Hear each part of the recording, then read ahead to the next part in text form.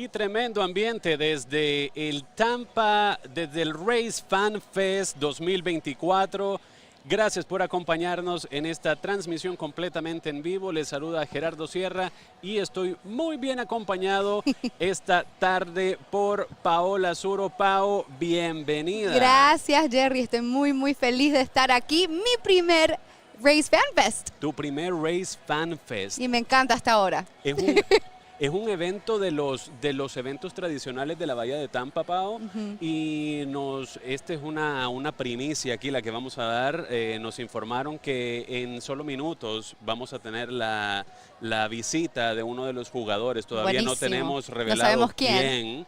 Pero vamos a tener la visita de uno de los jugadores. Lo que sí nos dijeron es que es uno de los jugadores que habla español. Perfecto. Muy buena oportunidad poder hablar con un jugador, bueno, que habla español obviamente, pero para que nos explique un poquito de cómo es ser jugador de los Rays. Imagínate qué una experiencia para los latinos, para conocer un poquito del behind the scenes de lo que pasa en un equipo de las Grandes Ligas que está aquí justo en el patio de nuestra bahía, Pau. Cerquita, buenísimo. ¿Qué tú has pensado de aquí, de Mira, cuando tú venías aquí a St. Pete? Bueno, me encanta St. Pete. Yo he estado aquí antes, varias veces, me fascina. La fila que hay afuera del estadio es increíble. Yo no sabía que me iba a encontrar con tanta gente ya a esta hora, ¿verdad? Gente de todas las edades. Me encanta el ambiente, hasta ahora ha sido una cosa muy especial, ¿verdad? Tener algo aquí tan cerquita de casa, bueno, en casa.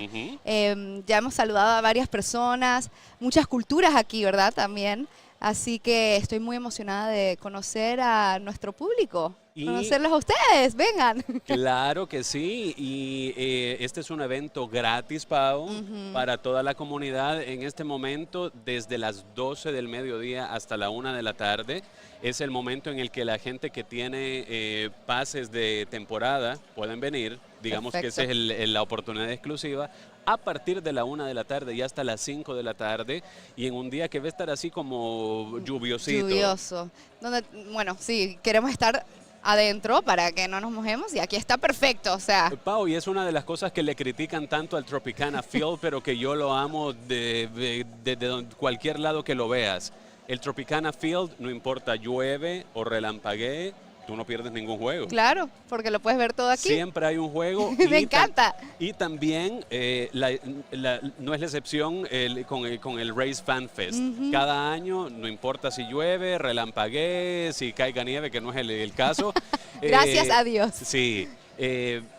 Va a suceder este evento y quiero compartir con ustedes, esta es la vista que tenemos nosotros desde acá dentro del Tropicana Field en St. Pete. Si usted se encuentra en el área de St. Pete en este momento, puede dirigirse al Tropicana Field. Lo único, Pau, lo único que tiene que hacer la gente, y estamos dando, digamos, con suficiente tiempo de anticipación. Usted va al Ballpark App, que es la aplicación móvil de la MLB, y tú simplemente descargas tu boleto gratuito. Y eso es todo. Es súper fácil. Estacionamiento gratis, entretenimiento gratis, experiencias que tal vez tú en un juego no las puedes tener. Claro. Aquí se puede conocer a los jugadores también, ¿no? Además de eso. Eso es súper especial. ¿Cuándo más van a poder hacer algo así? Súper especial. Jerry, ¿tú has estado aquí antes? Yo he estado, estuvimos el año pasado aquí, con ¿verdad? todo el equipo de Tampa Hoy. Increíble. Pero también he estado en años anteriores como fan. Porque yo digamos, ya cumplí 11 años de estar en la Bahía de Tampa. Mucho tiempo. Este año. Y mi equipo, cuando yo me mudé a la Florida, ha sido desde un principio los Tampa Bay Rays. Wow. Con el disclaimer, obviamente, por mi esposa. Porque no tengo otra opción. Entonces, los Tampa Bay Rays. Y ha sido, es esa pasión que te despierta, tener ese acercamiento que, como te digo, en ningún otro momento de la temporada lo puedes tener, solo en el Rays Fan Fest. Solo el día de hoy. Así que si usted anda por el área o planea estar en el área de St. Pete, o no sabe qué hacer porque está lloviendo o no sabe en qué momento va a llover, puede descargar su boleto digital, no importa cuántos boletos sean. todos gratuitos, estacionamiento gratuito, entretenimiento gratuito, un montón de actividades para toda la familia. Exacto. Hay desde donaciones, hay un centro que la gente se está volviendo loca, Pau. Déjame ver si podemos enfocar en la parte derecha. ¿Para poder batear? Sí, no, en la parte derecha de su pantalla, la gente se está volviendo como un poquito loca. Ahí hay como estos artículos de memorabilia de los Rays. Entonces, la gente está yendo por todos los artículos esos para ver qué escogen. Y hay muchos artículos de esos que están en buen precio. Aparte ahí, yo ya te vi que estás viendo a los perritos. Y eso mismo iba a decir, hay hasta perritos aquí. O sea, todo lo que ustedes quieran, aquí mismito, bajo un solo techo. Increíble. Una de las experiencias, ya es una tradición estar acá en el Raid Fan Fest. Y como le digo, si usted anda por aquí por el área, venga y échele un vistazo. Vamos a tener también la compañía del resto del equipo de Tampa Hoy. Va a venir Val Simpson, va a venir nuestra productora Andrea Torres, va a venir Vladimir Kislinger también. Así que vamos a estar casi todo el equipo de Tampa Hoy acá transmitiendo en esta cobertura especial desde el Tropicana Field en este Rays Fan Fest. Espero poder conocer a muchas personas el día de hoy. Me parece un evento muy bonito. Para también enseñarle a todo el mundo lo especial que somos los latinos, porque en verdad este deporte se juega con muchos latinos y así que estoy muy, muy feliz de poder conocer a algunos jugadores, de vivir esta experiencia por mi primera vez estando aquí en la Bahía de Tampa. Y bueno, ¿qué tan especial un evento así donde está lloviendo un día de hoy y tienes todo lo que quieras tener aquí mismito, bajo un solo techo, como Todos dije. los factores se pusieron de acuerdo con la lluviecita que hizo el evento perfecto, bajo techo, para la familia, para diversión. Sí, para porque toda la hay familia. algo para todas las personas. Sí, si cualquier edad. Incluso si usted no tiene niños, que es lo que detiene a muchas personas, que quieren ir a un lugar para divertirse, pero dicen, y ahí solo va a haber brinca-brinca, va a haber música para niños, actividades para niños. No, aquí hay muchos adultos con bolsas, ya veo que tienen muchas cosas. Así que hay de todo. Yo estoy muy emocionada, así que espero poder conocerlos el día de hoy. Pasen por aquí, que estamos aquí mismito por la salida, dirías. Estamos justamente por la primera base, estamos por el lado de donde los Rays se sientan. Ok. Sí, porque nunca he visto un partido aquí, así que... Entonces, los Rays se sientan normalmente aquí atrás de nosotros. Ok. Entonces, luego tenemos allá más adelante la segunda base, el home plate y todo eso, pero estamos en el outfield, justo por la naranjita del Tropicana. Perfecto, vengan a vernos, por favor. Muy emocionada de estar aquí, Jerry, así que gracias por tenerme. Y yo súper emocionado de tenerte acá con nosotros, Pau. Estamos en vivo a través de Facebook, también estamos a través de YouTube y estamos en vivo, por supuesto, en nuestra página web tampahoy.com, esperándolo a usted que venga aquí al Tropicana Field. También nosotros lo queremos conocer y vamos a ver nuevamente esta vista panorámica desde nuestra posición aquí dentro del campo, dentro del Tropicana Field, y vemos cómo ya empieza más la gente a venir, ya la gente disfrutando de sus bebidas. Con sus camisas de los Rays. Sí, eso es algo que de verdad y este evento, Pau, además marca, digamos, es un inicio que no es oficial, pero de la temporada 2024. Claro. Entonces va a empezar ya mismo, ya la próxima semana empieza el Spring Training con partidos ya dentro de los equipos que van a jugar los Rays, van a jugar contra los Red Sox, que esa es una rivalidad histórica, van a jugar contra los Piratas, van a tener muchos encuentros muy vistosos, y aquí en la Florida, que todos estos, si tú te pones a pensar, todos estos equipos que están en el norte, para el floridano, es algo que tal vez no lo procesa de la misma manera que lo procesa alguien que ha estado viviendo en el norte de los Estados Unidos. Cuando tú estás en el norte de los Estados Unidos, y yo no he tenido la experiencia, pero sí. Sí, quiero escuchar de tu perspectiva, cuéntame entonces. Sí, cuando tú estás en el norte, digamos, jugar béisbol en un campo abierto, como que si no es una opción, ¿no? Pues eso te iba a decir, yo nunca he visto un campo cerrado, así que estoy no, me sorprende mucho estar en un campo así, es muy diferente a lo que yo he vivido. Por ejemplo, yo me acabé de mudar de Atlanta, donde es en Truist Park, que es un parque grande, abierto. Esto siendo cubierto, bueno, muy bueno para un día como hoy. Es el típico estadio, ¿no? Sí. El típico estadio de béisbol que está abierto. Claro. Hoy los estadios más modernos como el de los Marlins de Miami, otros estadios alrededor de los Estados Unidos, que tienen ese techo retráctil que se abre para los días hermosos y lo cierran. Pero para cuando llueve, que es muy buena idea. Es una muy buena idea, pero para un área como la de nosotros, donde llueve mucho, que llueve muchísimo. Ya me he dado cuenta. Sí, entonces decidieron en aquel entonces cuando lo construyeron, vamos a cerrarlo, vamos a el domo del Tropicana Field, y ya es para mí, como les digo, es una de las grandes ventajas que tiene este parque, que incluso ha servido. Por ejemplo, cuando no me acuerdo qué huracán fue hace un par de años que azotó el área de Texas, vinieron a reponer equipos de Texas a jugar parte de los partidos de su temporada regular aquí al Tropicana Field. ¿Sabes qué tan nuevo es este estadio, este parque? Es de mediados de los 90. Ok.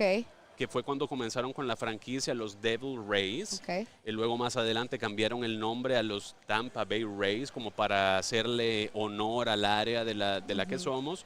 Y es un equipo que ha estado en constante evolución. Hemos estado hablando en tampahoy.com a través de nuestro noticiero de Noticias Tampa Hoy, también de la evolución que viene ya pronto en el 2025 con el nuevo parque.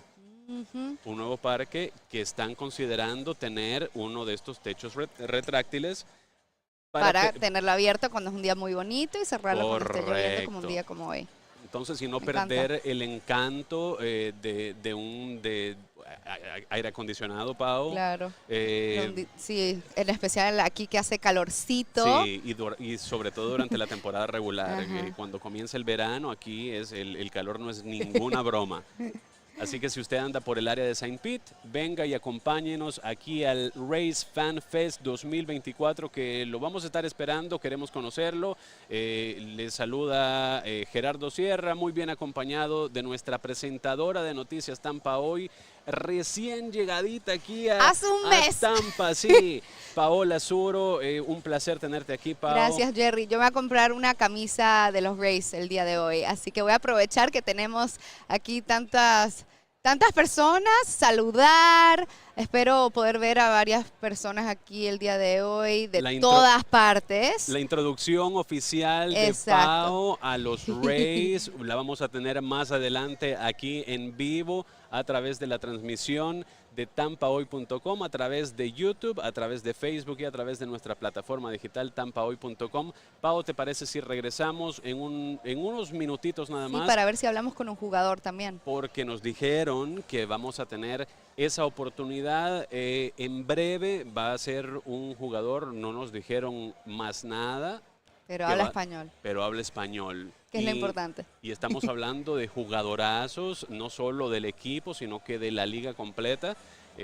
Puede ser Yandy Díaz, puede ser Randy Arozarena, puede ser estos grandes nombres que no me extrañaría que ellos se den la vueltecita acá en el Tropicana Field para el Rays Fan Fest, que marca, como les digo, un inicio no oficial, casi oficial de la temporada 2024. Así que vamos a estar acá. ¡Qué emoción! Estoy muy emocionada y se siente en el aire también la energía. Con tantas personas aquí, hello, y entre más personas vienen, más se siente el ambiente. Claro, ¿no? Y se va a llenar, tú dirías. ¿Qué tanto se llena? También de tu experiencia. Te cuento también otro insight, como son, digamos, 4 horas completas a partir de la 1 cuando abren las puertas para el público en general. Que es ya en 5 minutos. En 5 minutos.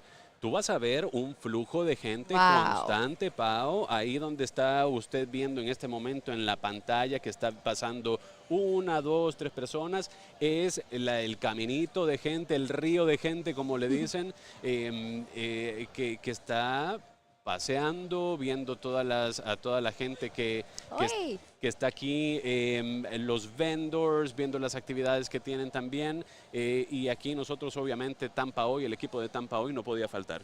No, claro que no. Aquí nunca faltaríamos. Te iba a decir, no, es que cuando yo iba entrando, porque yo llegué como a las 12:30 más o menos, Ujú. mucha gente esperando afuera, muy emocionados todos. Así que muy buen ambiente aquí afuera y bueno, no puedo esperar a que abran las puertas oficialmente a la 1 de la tarde, ya en 5 minutitos. En 5 minutitos y vamos a Ujú. tener acá, no sabemos todavía qué jugador, pero vamos a estar acá hablando en exclusiva desde el Rays Fan Fest con algunos de los jugadores de su equipo favorito aquí de la Bahía de Tampa, los Rays. Así que no se despegue de esta transmisión completamente en vivo a través de tampahoy.com.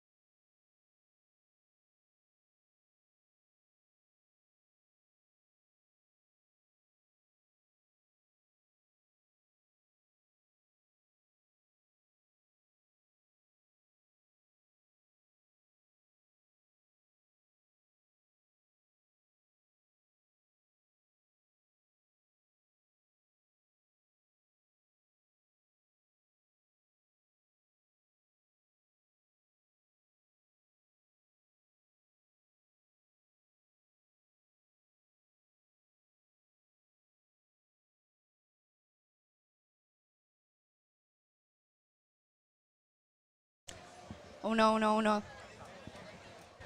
Estamos en vivo desde el Rays Fan Fest. Como lo hemos estado hablando, estamos acá con Paola Suro y tenemos el gran placer de estar con Jonathan Aranda de los Tampa Bay Rays. Jonathan, bienvenido. Muchas gracias por este espacio. Claro que sí, y representando muy bien a nuestra comunidad hispana, Jonathan, ¿cómo te ha recibido la Bahía de Tampa? Los fanáticos, ¿cuál es la impresión que tú tienes aquí de la que se ha convertido tu casa? Bueno, me han recibido muy bien, con los brazos bien abiertos. Cada año que vengo es un placer, ¿no? Estar con la gente latina y con toda la comunidad de aquí. Y la verdad que pues, es muy bonito pasar este tiempo. ¿Cuál es ese sentimiento de poder representar a tu comunidad, a nuestra comunidad hispana, aquí localmente? Cuéntanos cómo es ese sentimiento cada día. Bueno, es muy bonito, ¿no? Porque cada día nos damos a conocer más, ¿no? Esa es la idea de representar bien a los latinos de una bonita manera y que nos conozcan por lo bonito, por lo bueno que hacemos dentro o fuera del terreno. Definitivamente, Jonathan. Y hay una comunidad bastante grande de México que está aquí en la Bahía de Tampa. Si tuvieras un mensaje que decirle a esa comunidad que llevas muy en especial en tu corazón, ¿qué es lo que le dirías? Bueno, que aquí siempre vamos a estar para ellos, que agradecerles todo el apoyo que nos dan, que nos brindan siempre. Y bueno, es muy bonito tener a paisanos por este lado. Cuéntame, quiero aprender un poquito de ¿hace cuánto tú decías yo voy a jugar béisbol? Bueno. ¿Tú lo sabías desde chiquito o cómo fue eso? Sí, bueno, yo tengo jugando béisbol desde los 3 años, entonces desde chiquito uno tenía el sueño, ¿no? De estar aquí representando a un equipo, al país y bueno, es muy bonito estar de este lado. Y llegaste, lo hiciste. Sí, lo logramos, gracias a Dios. ¿Qué mensaje le puedes dar a esas personas que desde chiquito, desde los 3 años dicen, este es mi sueño, me gustaría llegar ahí algún día? Bueno, que trabajen por él, que se la crean, que siempre tengan esa disciplina, ¿no? Y la mentalidad, tienes que ser fuerte de la mente para poder lograr esto, porque siempre hay altos y bajos y bueno, pues la clave es divertirse y nunca rendirse. Jonathan, y con la temporada ya a punto de comenzar, ¿cuáles son las expectativas? Viene ya el Spring Training, está a la vuelta de la esquina, ya en cuestión de días. ¿Cuáles son las expectativas tuyas y las del equipo para esta nueva temporada? Bueno, hablando por mí, pues venimos enfocados, ¿no? En primeramente poder quedarnos aquí en el equipo desde el inicio. Esa es la meta principal y como el equipo, pues como siempre lo digo, ¿no? Superarse un poquito más cada año. Entonces, pues este año primeramente vamos a pasar ese wild card y después vamos por ese anillo. Y tuvieron el inicio impresionante, histórico la temporada pasada. ¿Tú crees que lo vuelvan a conseguir esta temporada? Sí, claro, yo confío plenamente en este equipo y vamos a seguir ese ritmo durante todo el año.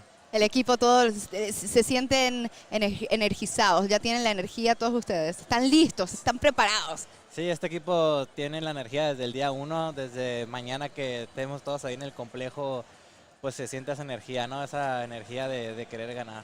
¿Quién es el que hace los chistes en el equipo? No, pues hay bastantes, hay varios. No voy a mencionarlos, pero... Sí, no lo vas a tirar en medio. Jonathan, muchísimas gracias por la oportunidad de hablar contigo y un mensaje para la fanaticada que nos está viendo a través de tampahoy.com, a través de Facebook y a través de YouTube. Bueno, muchas gracias por todo el apoyo que nos brindan. Acompáñanos durante toda la campaña y vamos a dar todo esto por ustedes. Súper, buenísimo. Jonathan, lo escuchó de Jonathan Aranda de sus Tampa Bay Rays. Jonathan, muchísimas gracias por esta oportunidad. Gracias. Y buena suerte para este inicio de la temporada y para la temporada regular, por supuesto. Muchas gracias. Y estamos en vivo nosotros desde el Tampa, desde el Rays Fan Fest. Estuvimos hablando con Jonathan Aranda, uno de sus jugadores favoritos acá de los Tampa Bay Rays, el equipo de casita. Y vamos a seguir hablando nosotros con más jugadores aquí desde el Rays Fan Fest.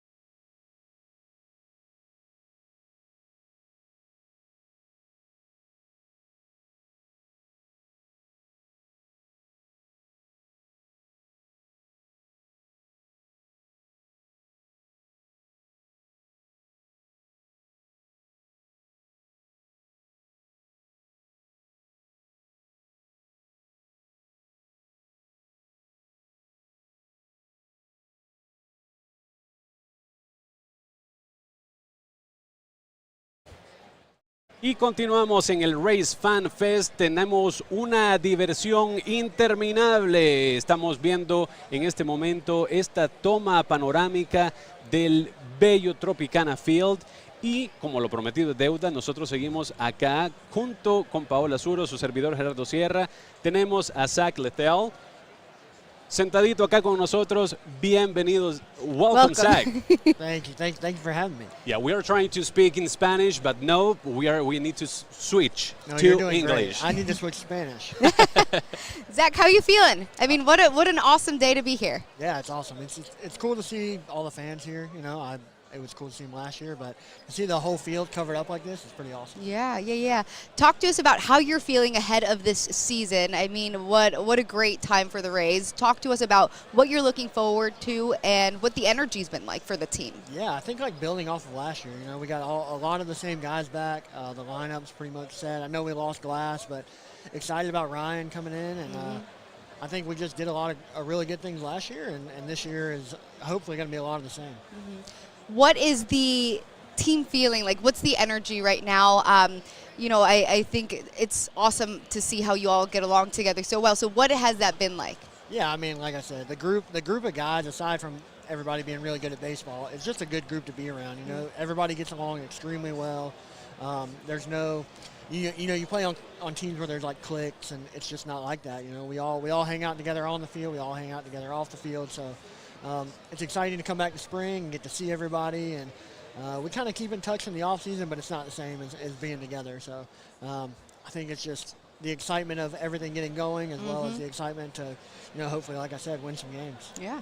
And we are talking about spring training, which is around the corner already. Like it's happening within hours. So what's the expectations that you have and the team have for this season, the 2024 season? Yeah, I think expectations are extremely high. You know, I think the Rays kind of get written off every year, right? Like, no one really expects us to be that good, and then every year it kind of seems like the Rays are right there in the thick of it all year. So I think as far as in the clubhouse, like I said, we got the same core group coming back, so we expect to be, you know, the same group with hopefully a few more wins in October this year. So yeah, we're all excited to get going. We're all excited to be here at the Trop and see everybody, and yeah, this is the stuff that just kind of gets your blood going. Any message you'd like to say to maybe someone who has been thinking of wanting to pursue something, a little kid who's been looking forward to maybe pursuing baseball as a career, a lifetime career, a dream of theirs? What message do you have? I think it's just showing up and having fun every day, right? Like, I think whether or not you're going to play until you're, you know, 25, 35, 45 years old, it's as long as you're showing up and having fun every day, that's really all that matters at this point. And I tell myself all the time, the day I stop having fun doing this will be my last day. So, yeah, I think just enjoying it. Being passionate. Sure. Yeah. What's your favorite thing about the Tampa Bay area? I love the beaches. I actually really like that it's just like it's a city, a big city, but you're so close to the beach. You know, I've played in a lot of places and I've loved them for a lot of different reasons, but it's just really cool to be in downtown and then 15 minutes later on a beach somewhere. You know. Love it. I just moved here, so it's great. Yeah. And you guys had a historical start of the season last season. We are talking about last season. Is it going to happen again this season? That would be nice. I would love to see it happen. We'll see, I guess. I mean, that was a crazy, you just don't see that very often. But, yeah, obviously we want to come out and just have a hot start, whether that's 13 in a row or hopefully we can make it more. But like I said, pretty crazy to do that. Really, we just want to come out, have a good start off on the right foot, and take it from there. Zach, thank you so much for stopping by and talking to us, to our Tampa Hoy audience, and we wish you the best. Yeah, thanks for having me. I appreciate it. Thank you. Absolutely. Y nosotros continuamos acá en tampahoy.com con muchísimo más del Rays Fan Fest. No se vaya.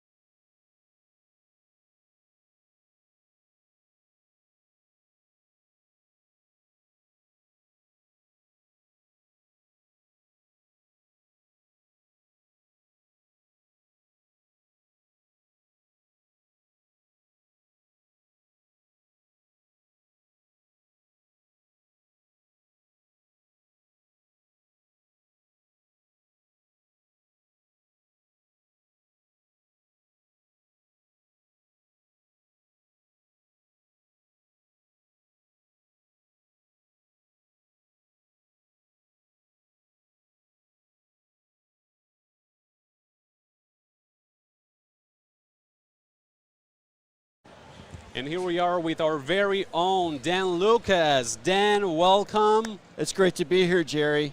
Great vibe as every single year in the Rays Fan Fest. I got my buddy Jacob here. Oh, Jacob, welcome. Hey, how's it going? Shit, this is great. I literally just walked in the door, so I came up and I saw you standing there, and they're like, "Hey, you want to chat with Jacob?" Like, yeah, we talk about whatever, man. Yeah, I did about the same thing, so we're on the same page. Good. Good. Well, so Jerry, pitchers and catchers reported this week. The workouts began Wednesday. So I guess, Jacob, how are the, first week, you want to get into that first bullpen, do your infield practice, get off the mound a little bit. So doing those initial drills in the few days, how's that working out? Yeah, I mean, my back's a little tight from standing around and doing all that stuff. But, no, it's been really good. It's been smooth going into spring training, and the days are going quick, which are always nice. And, it's been good spring training so far.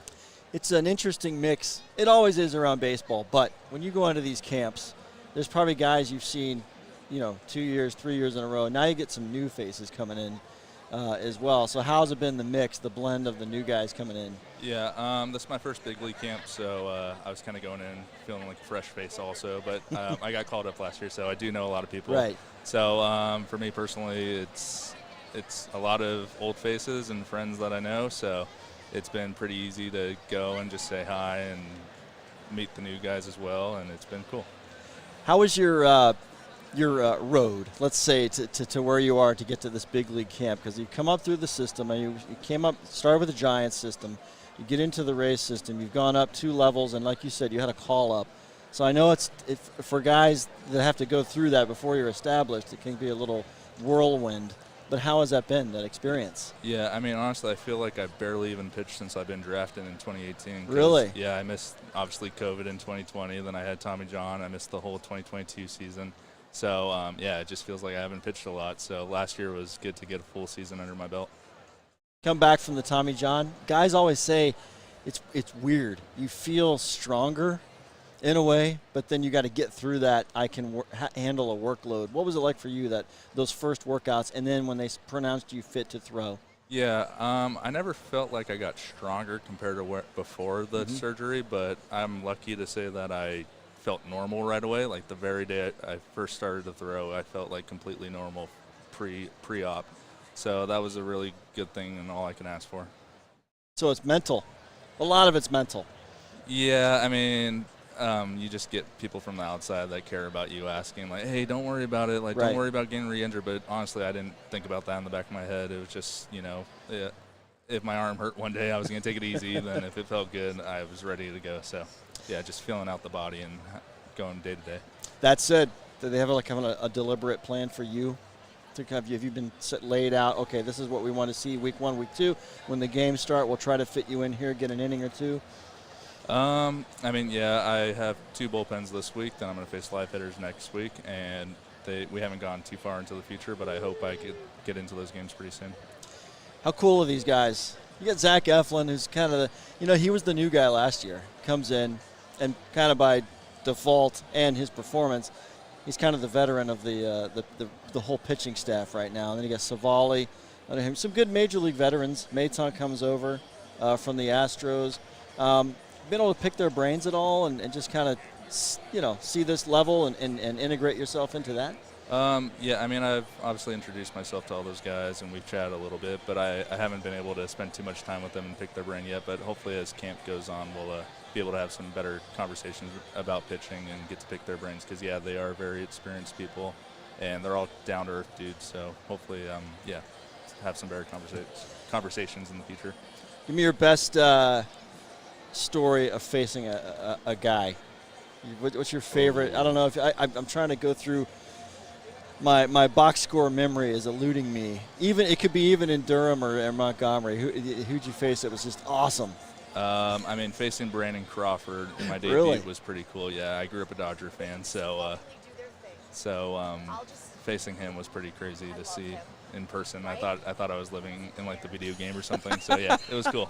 But after that, it all just felt like real life, and yeah, I was able to go out there and compete without thinking about that stuff. Yeah, you face a guy like that. So like 2 pitches into the at bat, do you kind of settle in and realize, all right, right now he's a hitter I'm trying to get? Yeah, he was about. I think I faced him in the second inning of my outing, but I threw a fastball that almost hit him in the head, and I was like, oh crap, let's not do this. So did he give you a look? No, I don't think so. And if he did, I was a little too nervous to notice it. So yeah. When you face a guy like that, I don't know. Do you kind of say, "Hey man, thanks" after the at bat's over? Yeah, exactly. Yeah. So you got called up last year. What was that experience like for you? Oh, it was a whirlwind. It all happened within, 24 hours from getting called up to pitching in San Francisco. I was in Durham, and I had to get on a flight at 6 a.m. to get there the next day. And it was just, arranging family, driving up to San Francisco, then a couple of my best friends that live across the country. It was a whirlwind. So, yeah, but I wouldn't replace it for anything. CJ, he's like us. Like you go out west, and you got to get back and go to work. No one, you're with everybody else. LAX, SFO, wherever. He's got these guys pick up their lives. I don't know where your stuff is, but you pick up your life and move, in this case, cross country for work. I mean, I know it's a dream, but I've never really thought about what it's like to get a phone call and then go, oh, wait a minute, now I got to get somewhere. What was that like? Yeah, it was all just blended. I couldn't really think too much about it. I was like, all right, obviously I'm going to go. And, so that's what we did. And I just tried to make sure everyone important to me knew and try to get there as fast as they could. So, just a whirlwind. Only way I could explain it. How about your family? Were they able to, friends, family, anybody able to make it around on short notice? Yeah, I mean, I'm from Santa Clarita, which is about 45 minutes north of L.A., so it was only like a 5-hour drive to San Francisco. So luckily they all loved me enough to drive up there. So I had a good group of people the whole weekend. Then we went to Anaheim, so a few more people came out. So, it was great. People hitting you up out of the woodwork. Jake, man, we love you. We knew it, man. We knew you'd be. So I need 4. Yeah, no, I don't think I'm that popular yet, or I just know good people. So not yet, but maybe in the future. Well, I tell you, Jerry, got anything from a man here? Because this is a big camp for him, man. Jacob, what's your favorite part of Tampa Bay? Ooh, Tampa Bay. I mean, living in St. Pete this offseason, I'd say the pier. Like, I was able to walk there from my apartment with my girlfriend, and it was always nice to spend evenings there. There you go. It's a laid-back vibe here. Like, are you going to live in the area, right? Or will you be out a little bit? Where you're going to set up? I don't know. Start out here. I'm just trying to make the team first. So Good. We'll see. Yeah. There you go. I'm putting you on the team. Yeah, sweet. I appreciate that. So yeah. All right, Jacob Lopez, brother. Jacob, thank you. Awesome, man. Yeah, of course. Thank you. Pleasure having you here. Y a usted que nos acompaña a través de nuestra señal de tampahoy.com. Seguiremos platicando con más jugadores. Jacob, one more time, thank you very much. Dan Lucas, our very own from WFLA, thank you too. Y vamos a seguir nosotros acá desde el Rays Fan Fest.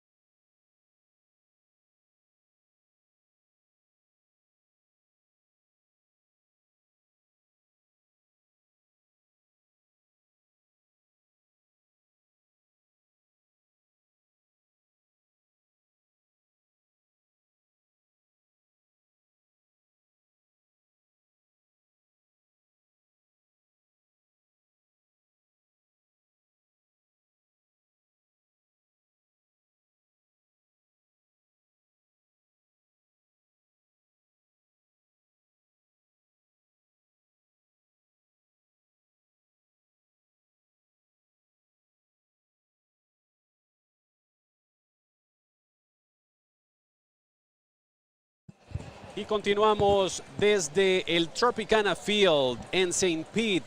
Día precioso para estar definitivamente dentro del Tropicana Field, ya que tenemos un poquito de lluvia. Y está nuestro very What he own Dan Lucas, aquí con nosotros en tampahoy.com. Dan, welcome. It's great to be here, Jerry.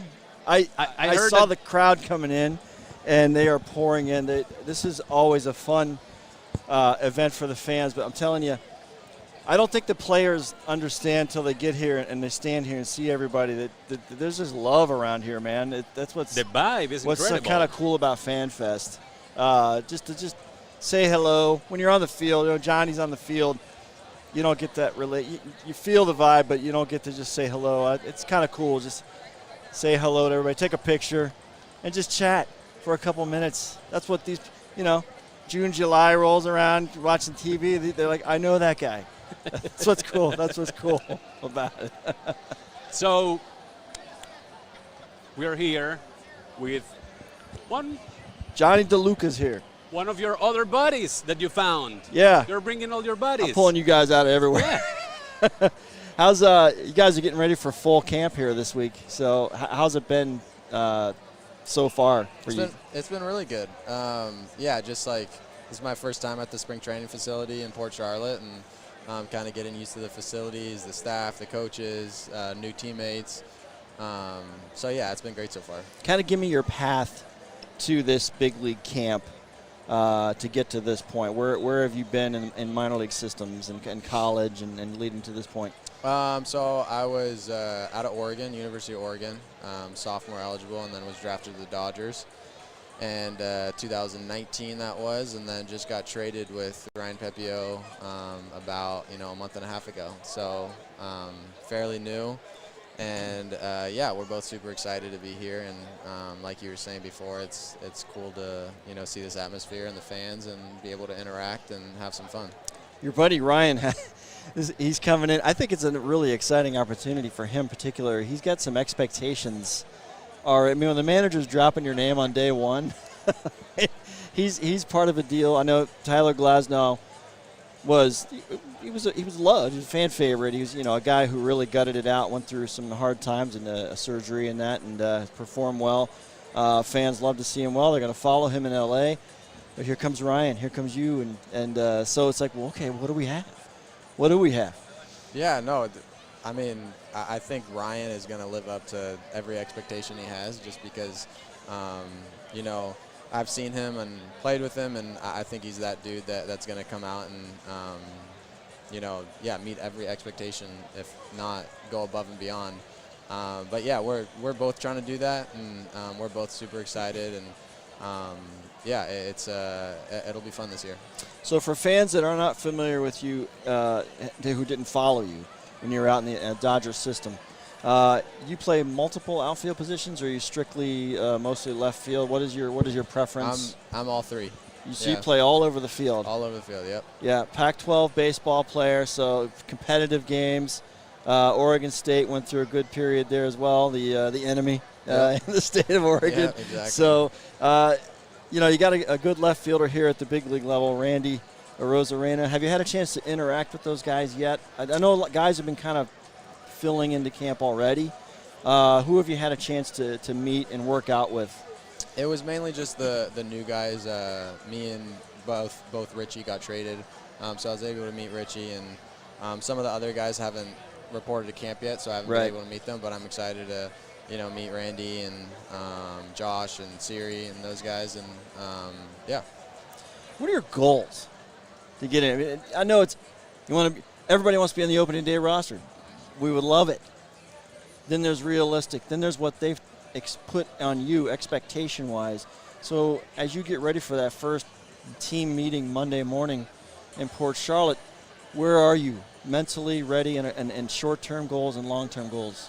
Yeah, I try not to put too many, expectations, because there is such an open possibility in the future for me of like you said, opening day roster, what the role is going to be in the outfield, playing, every day, whatever it is. I don't want to, put too much pressure on, I have to do this, where at the end of the day, I have to go control what I can control and go out there and play my best and contribute in any way possible. And if that's playing every day, I'd be stoked. If that's, starting in a different role, and it's going to help the team win, then I'd be stoked too. So, yeah, just going out there and balling out and doing my thing and showing this, team that I can play. What do you know about the culture here? I know baseball's a small world and you're a young guy in it, but have you heard about the culture of the Rays? And when I say the Rays, I mean the organization. It's at AAA. Durham's very competitive. Montgomery AA is very competitive. Guys, Junior Caminero was called up from Montgomery last year in a shortstop situation. So there's up and down. There's really about 90 guys that know each other pretty well in this system. What do you know about it? Yeah, it's a winning culture, and that's why everything I've seen so far I love, and everyone's about winning, and that's the biggest thing at the end of the day. All those guys, all 25, 26 guys want to bring a World Series to Tampa Bay, and that's all of our goals. And if we could all get on the same page and do that, that's when a team is really special. And I see just already being here for not very long, a lot of guys are ready to win. All right, so for folks watching us, Jerry, they can't see what we see right now. And I look up at this roof inside the Trop. I always love to talk to the outfielders when they come here because I'm looking up. It's lit up differently, but during the day, I don't know how you guys see fly balls in this thing. You ever seen anything like this? I haven't. That was the one thing when I'd come for a mini camp back in early January, and that was I didn't even realize there was a white roof here. And I know some of the guys were some of the outfielders are yeah, bro, it's pretty tough to see, but it just takes some getting used to. I mean, yeah, it's different, but that's part of baseball. You adjust, you adapt, and you work with it. So I'm looking up at the roof as I ask you this, because I've always thought, we'll sit out here in the seats or in the press box or wherever we are. Ball leaves bat. As soon as it gets to a certain point, I completely lose it. So when you're tracking a ball off the bat, I don't know if the sound or the trajectory automatically sets you forward or backwards, but are you watching it the entire time, or do you run to a spot and pick up the ball where you know it's going to be? It all depends. I mean, sometimes I'm taking my eye off the ball. Sometimes you kind of have to watch it all the way just because it's one of those things where it's all right, that's a tough one to see.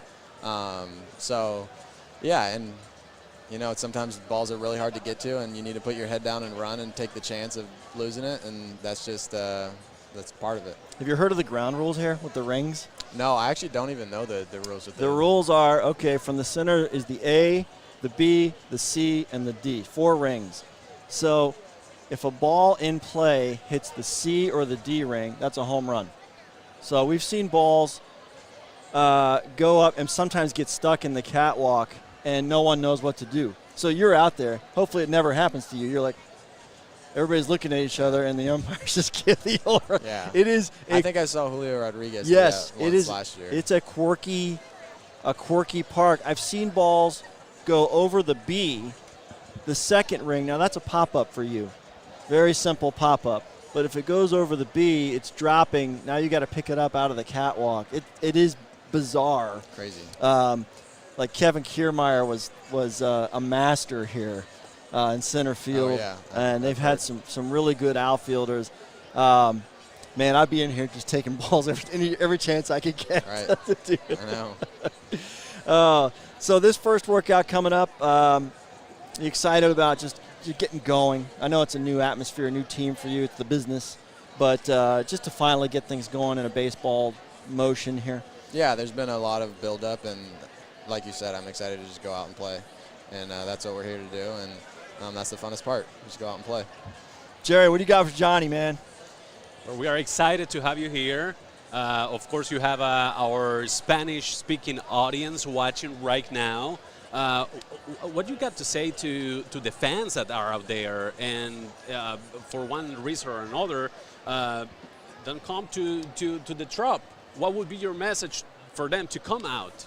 Oh yeah, all the support is so appreciated, and the fans are what make it really fun. Being out here and being able to interact with everyone, and whether it's sign autographs or take pictures or have a conversation, that's super fun for me, and I know super fun for a lot of the guys on the team. So the support is appreciated, and yeah. Perfect. Johnny, man. Hope you have a great Thank you, guys. camp. Appreciate it. Best Johnny, of luck. good luck. Good meeting Welcome. you guys. All Thank you. right. They're sending us all the good guys. Thanks, brother. Appreciate it. And we are here with Dan Lucas. Dan, what's the vibe? What's your reading for Man. spring training? I'll Is tell you, yes. Well, the first full squad workout is Monday. Mhm. The pitchers' first workout, pitchers and catchers, was this past Wednesday. So, but there's a lot of guys already in camp working out. So it's always a good vibe. I'm Dan. Nice to meet you. Oh, nice to meet you. Get y'all mic'd up. We got Phil with us. I think so. Yeah, there we go. There we go. We have audio coming out. Here we Good. are. Phil Maton, right? I don't want to botch your name. Yeah, yeah. I don't want to butcher your name because I listen to my buddy Todd Callis. I trust him. So when the deal was first happening, I texted him. I'm like, dude, I don't want to butcher this guy. No, you got it right. Yeah, Okay, it's, good. it's the toughest 5-letter last name in the world. well, if you were a hockey player in Quebec, it would be Maton. Oh, You know, I yeah, I know. that's what you would be. Yeah, my wife and I were overseas this off season. We got all kinds of different Italian and French sayings for the last names. Just call me Phil, man. It's good. This is great. Phil's Jerry. Jerry, this is Phil. It's great to have you here. I'm excited about having you with the club because, you're one of those guys. You go in the Astros, every outing, it was nasty at times. You were on a run last year. How long? You went did you have a streak of no hits or no? You had something going on crazy. Yeah, it's funny. You forget about that stuff because then you have just such a bad month, and then you forget about the first three. Exactly. Nah, the first half of the year it was really fun. Right. It was you try not to think about it. You're like, oh, everything's kind of going my way. Balls are getting hit at guys. I'm making some good pitches, and then we came back from the All-Star break. I had like 3 in a row in Anaheim, and then I don't think I had a clean outing for it felt like weeks. That All-Star break, and they just had the NHL All-Star break. So I always worry about it. First of all, I feel it's necessary for you guys and the NBA, NHL as well. I think there needs to be a break in the middle. It's just insane, the schedule you guys are on. That said, those first games back, sometimes I feel like you just don't know what you're going to get. I don't care what it is, pitching, hitting, anything. Oh, yeah, no, it's really tough. Some guys' philosophy is they don't really take a break. They work out the whole time. Some guys don't even pick up a baseball the entire time. So you try to find a sweet spot, but really no matter what you do, you can't simulate the competition of it. So getting thrown back into it, you're just kind of fighting for your life for about a week trying to figure it out. But unfortunately for me, it took about a month to get it cleaned back up. See, Jared, if that's me, I'm like, you know what? I'm just going to Cabo. Just going to go for like 3 days. I'll throw something. I'll throw a lime into a margarita. That'll be my workout for the All-Star break. That's it. It's great. Well, what are your first thoughts? I mean, I know it all came together last second for you, but and you pretty much went right to Port Charlotte. But just your impressions of the organization and the vibe around it, and it's gotten year in and year out. The expectations here are really high. It's not a team that's climbing. It's a team that's trying to get over now. What do you think about it? Yeah, no, absolutely. I mean, this is kind of a team when every time you come to town, the hitters are like, oh boy, we got to face the Rays. Like these guys always have really good arms. So, the fact that they were even interested in me in the first place was, really exciting for me. But ultimately, all these guys, meeting Kyle, it's an outstanding staff. It just shows the people they have in place, they do an outstanding job of, even though there's a ton of turnover with the players, they're constantly able to push guys up and create, more and more guys that can get outs in the major league level. So, I'm super excited to be here. Hopefully I can improve in my time here. And, I'm just really honestly looking forward to the season. I can't tell you the number of guys, particularly pitchers. Some pitchers, now you're different. Some pitchers come in here and they're really trying to either find themselves or kind of rekindle. You're in a different position. But what is the reputation of how they handle and treat pitchers here? Some guys have really, and a guy, Tyler Glasnow just gets traded to L.A. It's a big trade. We just talked to Johnny, who was a part of that trade. It's just a place to be, I think. within the organization. I don't know the insides of that, but what are your impressions? Yeah, I mean, it's, the amount of people we had that texted us as soon as the news came out that we signed here, every one of them said, oh, you're going to love it there, you're going to love the people, it's an outstanding organization. That first of all just made everything seem so much better, because it's it's just not the case everywhere. Not every organization somewhere where players are excited to go to. So getting the opportunity to come here once we got the contract all worked out was extremely exciting. Mostly because selfishly at the end of my contract, I do want to be a better pitcher, and coming to a place like this, yeah, I think that's going to create the highest chance for that happening. So working with Kyle and his staff, I'm really excited about what's kind of going to happen for us moving forward. Now, being in the Astros, you're obviously used to high pressure, big stage, important situations. You're coming here. I would have to imagine that when the pressure's on, that he's calling you first, or at least you're up warming up. So now you're in a division now where now you're in Yankee Stadium regularly, Fenway regularly, Baltimore, which was just took everybody by surprise last year. These are high-pressure, day in, day out, just within the division. How exciting is that challenge? Yeah, it's I've never been a person that's been gets too worked up on the field. I try to stay kind of at a pretty even keel level on the mound, just so things aren't getting spiraling out of control and getting too fast. But it's historically it's one of the toughest divisions in baseball, and then there's outstanding personnel across the division. Like you said, the Orioles are an outstanding young team.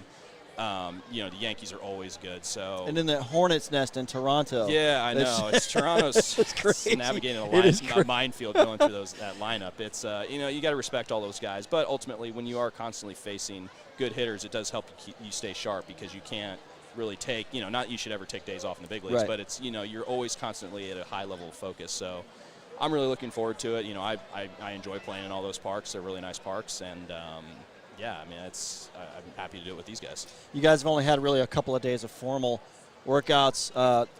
As a veteran now, what's your normal build-up between this and time when you maybe get an inning or two in some games early on in the Grapefruit League? What is your preferred or normal build-up at this stage of camp? Yeah, you're really fortunate once you get a little bit older and you don't have to fight for your life those first couple weeks of camp. So, coming in, my first bullpen, I think my hardest fastball was 85. So, using this next month to really kind of gain velocity. And, I'm really happy with where my breaking pitches are right now. The shapes of them are really solid. But, ultimately just building that last tick of arm strength, and getting ready to face hitters in games where it's like you can't prepare for that level of soreness once the adrenaline's really going. So, using this next month to really dial that in, and then the last few weeks to really hone in on pitch shapes, pitch sequencing, and ultimately preparing for whoever we have to start the season with. I haven't really looked at the schedule yet. That's awesome.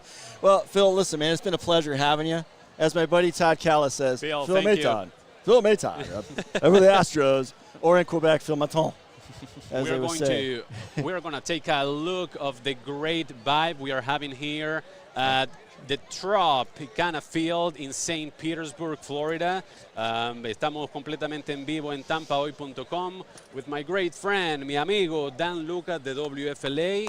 Hola, Tampa Hoy. I apologize for not getting everyone in the full Espanol. I apologize. No, we really appreciate you having these great conversations here with the players. And we have one more we got player. one for Jerry coming in here. There you go. I'm putting him next to you, dude. So we are going to I'm going to take a break. To Espanol. I'm going to take a break. Yeah. Well, we'll take it.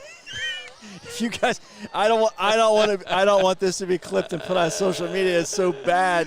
So yeah, come on in. All right, we're going to take a 5-second break.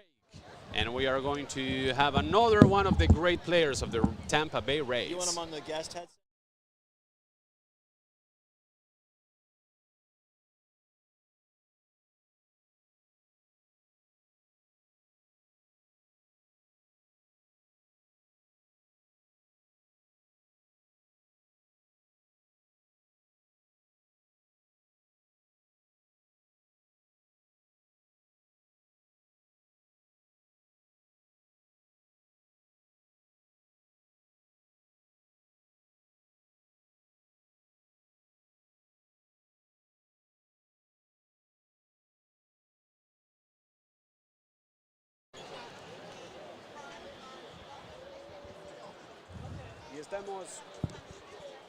Y estamos acá completamente en vivo desde el Tropicana Field en St. Pete y estamos acá hablando en tampahoy.com, estamos en vivo completamente en Facebook, en YouTube, en todas las plataformas digitales de Tampa Hoy.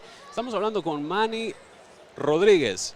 Bienvenido, Manny, de nuestro querido México. Bienvenido a esta tu casa Tampa Hoy y estamos invitados en tu casa ahora el Tropicana Field. Bienvenido, Manny. No, muchas gracias, Gerardo, por esta invitación, ¿no? Y como tú dices, me siento en casa. Claro que sí. ¿Cómo ha sido, Manny, integrarte a una organización tan mística, tan unida, donde hay una gran vibra como la es la de los Tampa Bay Rays? La verdad ha sido fácil, desde el primer día encajar con todos mis compañeros, con todos mis coaches. Desde el año pasado yo estuve en Durham un ratito, ¿no? Y la verdad me he sentido muy feliz, como tú dijiste, en casa, ¿no? Y emocionado de poder pichar aquí, emocionado de mostrar mi talento a toda esa gente latina y emocionado de representar mi tierra también, México. Talento que viene directamente exportado desde Yucatán, México, hasta la bahía de Tampa. ¿Cuáles son las expectativas tuyas, personales, profesionales y también del equipo, ahora que ya comienza el Spring Training, ya comienza ya en unos días la temporada regular? ¿Cuáles son esas expectativas, Manny? Claro que sí. No, mis expectativas es la de siempre, ¿no? Tener una temporada saludable como personal, pero como equipo, pues está esa ambición de la postseason, está esa ambición de la World Series, ¿no? Y esta ambición siempre ha estado ahí desde el primer día, ¿no? Y por eso he trabajado duro, por eso trabajé muy duro todo este off-season para venir ready, para venir preparado y mostrar de que lo tengo, que tengo ese sueño, de que me muero por cumplir ese sueño, ¿no? Y es una de mis más ambiciones, metas, ganar la World Series y más que sea aquí en Tampa Bay Rays. En una organización como la de los Rays. Y hablando de la temporada pasada, los Rays tuvieron una histórica, es algo imposible de obviar, tuvieron un 13-0 de inicio increíble. ¿Qué es lo que está haciendo ahora el equipo? ¿Cuál es tu lectura de lo que está haciendo el equipo ahora para conseguirlo y tal vez superar ese gran inicio que tuvieron en la temporada pasada? Sí, claro que sí, ¿no? Y desde el primer día que reporté los campos de entrenamiento, ¿no? Yo he visto de que el equipo ha mantenido esa armonía como familia, ¿no? Y eso es lo que caracteriza, ¿no? Que latinos, todas las ahora sí, americanos, latinos, estamos unidos, nos apoyamos mutuamente, los veteranos le dan consejos a los jóvenes y entonces esa armonía y esa unión como equipo yo siento que los ha llevado a avanzar lejos, ¿no? Y nos seguirá llevando a avanzar lejos y primero Dios, las expectativas son altas este año. Y tú tienes a grandes nombres en el equipo, como por mencionar algunos, sin dejar obviamente a ninguno fuera, pero tú tienes a un Randy Arozarena, yo diría un paisano, tal vez no por nacimiento, pero por todo lo que ha vivido Randy lo especial que es México para Randy. También estamos hablando de Yandy Díaz. ¿Cuál es la química con estos jugadores? Obviamente esa vibra latina que hay en diferente, ¿no? Claro que sí, lo que me he sentido muy como en casa, ¿no? Los consejos de los que me aportan, los consejos que me dan día a día y también verlos, observarlos todos los días, cómo su rutina de ellos, uno aprende observando. Eso me identifico yo, ese tipo de peloteros soy, de que yo aprendo observando a mis compañeros y más que nada aprender observando esos grandes ejemplos, ¿no? Que tenemos y como tú dices, Randy Arozarena ha sido un orgullo para todo México, ¿no? Y estoy muy orgulloso por todo lo que ha logrado y estoy muy emocionado de estar a su lado. Y cuando tú estabas chamaquito, cuando tú estabas nene, ¿alguna vez te imaginaste que tú ibas a jugar en las grandes ligas, Manny? Fíjate que este sueño me lo implantó mi papá. Desde que estaba yo chico este sueño creció por medio de mi papá, ¿no? Y la llamita creció y él nunca dejó que se extinga y eso siempre voy a estar agradecido con él. Él fue el que me implementó este sueño y el día que lo cumplimos, el día que lo hicimos realidad, me sentí muy orgulloso, no solo por mí, sino porque pude cumplir el sueño de mi papá, que tal vez en su momento él no tuvo la oportunidad de hacerlo, ¿no? Pero yo lo pude hacer y es algo que me llevo siempre y me voy a llevar siempre conmigo. ¿Qué tú le podrías decir a esos niños que están viéndose reflejados ahora en ti, que en algún momento tú estuviste en los zapatos que están esos nenes ahora, soñando en grande, con sus padres que los apoyan? ¿Qué les podrías decir a esos niños que te ven ahora como figura? Claro, que nunca permita que nadie les apague esa llama, esa llamita que tienen encendidos ahora mismo, ¿no? Y que sigan su sueño, que sigan luchando por lo que ellos quieren y que sean felices y que disfruten la vida día a día. Una preguntita de las últimas. ¿Qué es lo favorito que has encontrado aquí en la Bahía de Tampa? Mi gente latina. ¡Ah, qué rico! Mi gente latina, el acojo, ese sentirme amado, ese sentirme querido es algo que me llena de energía para salir y dar lo mejor de mí. Manny, y hablando de nuestra gente latina, nos está viendo nuestra audiencia latina aquí en la Bahía de Tampa. Dales un mensaje para esa comunidad latina que sigue de cerquita a los Rays y que ahora te puede ver jugar en el equipo. No, primeramente dar las gracias, ¿no? Dar las gracias por seguirnos, dar las gracias por apoyarnos en todo momento, ¿no? Y agradecido de que me hayan acogido de esa manera, ¿no? Y estoy muy feliz y voy a dar todo por mí este 2024. Manny, muchísimas gracias por estar acá con nosotros, el equipo de tampahoy.com, y a usted muchas gracias que nos sintoniza a través de su casita. Nosotros vamos a seguir acá con una cobertura especial del Rays Fan Fest. Y no se vaya, que nosotros vamos a seguir acá en esta cobertura especial desde la ciudad de St. Pete.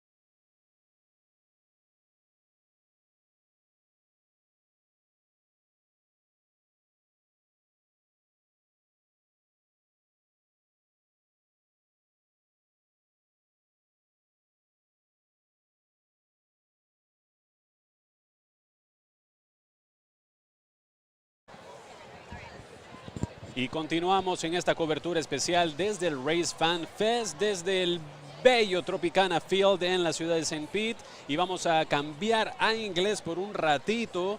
Y está conmigo, here we are with our very own Dan Lucas from WFLA and Sean Armstrong. Welcome. It's great. I had to do a little equipment fix. See, now I'm good. There you go. They trained me well here. I follow orders, instructions. Sean Armstrong here.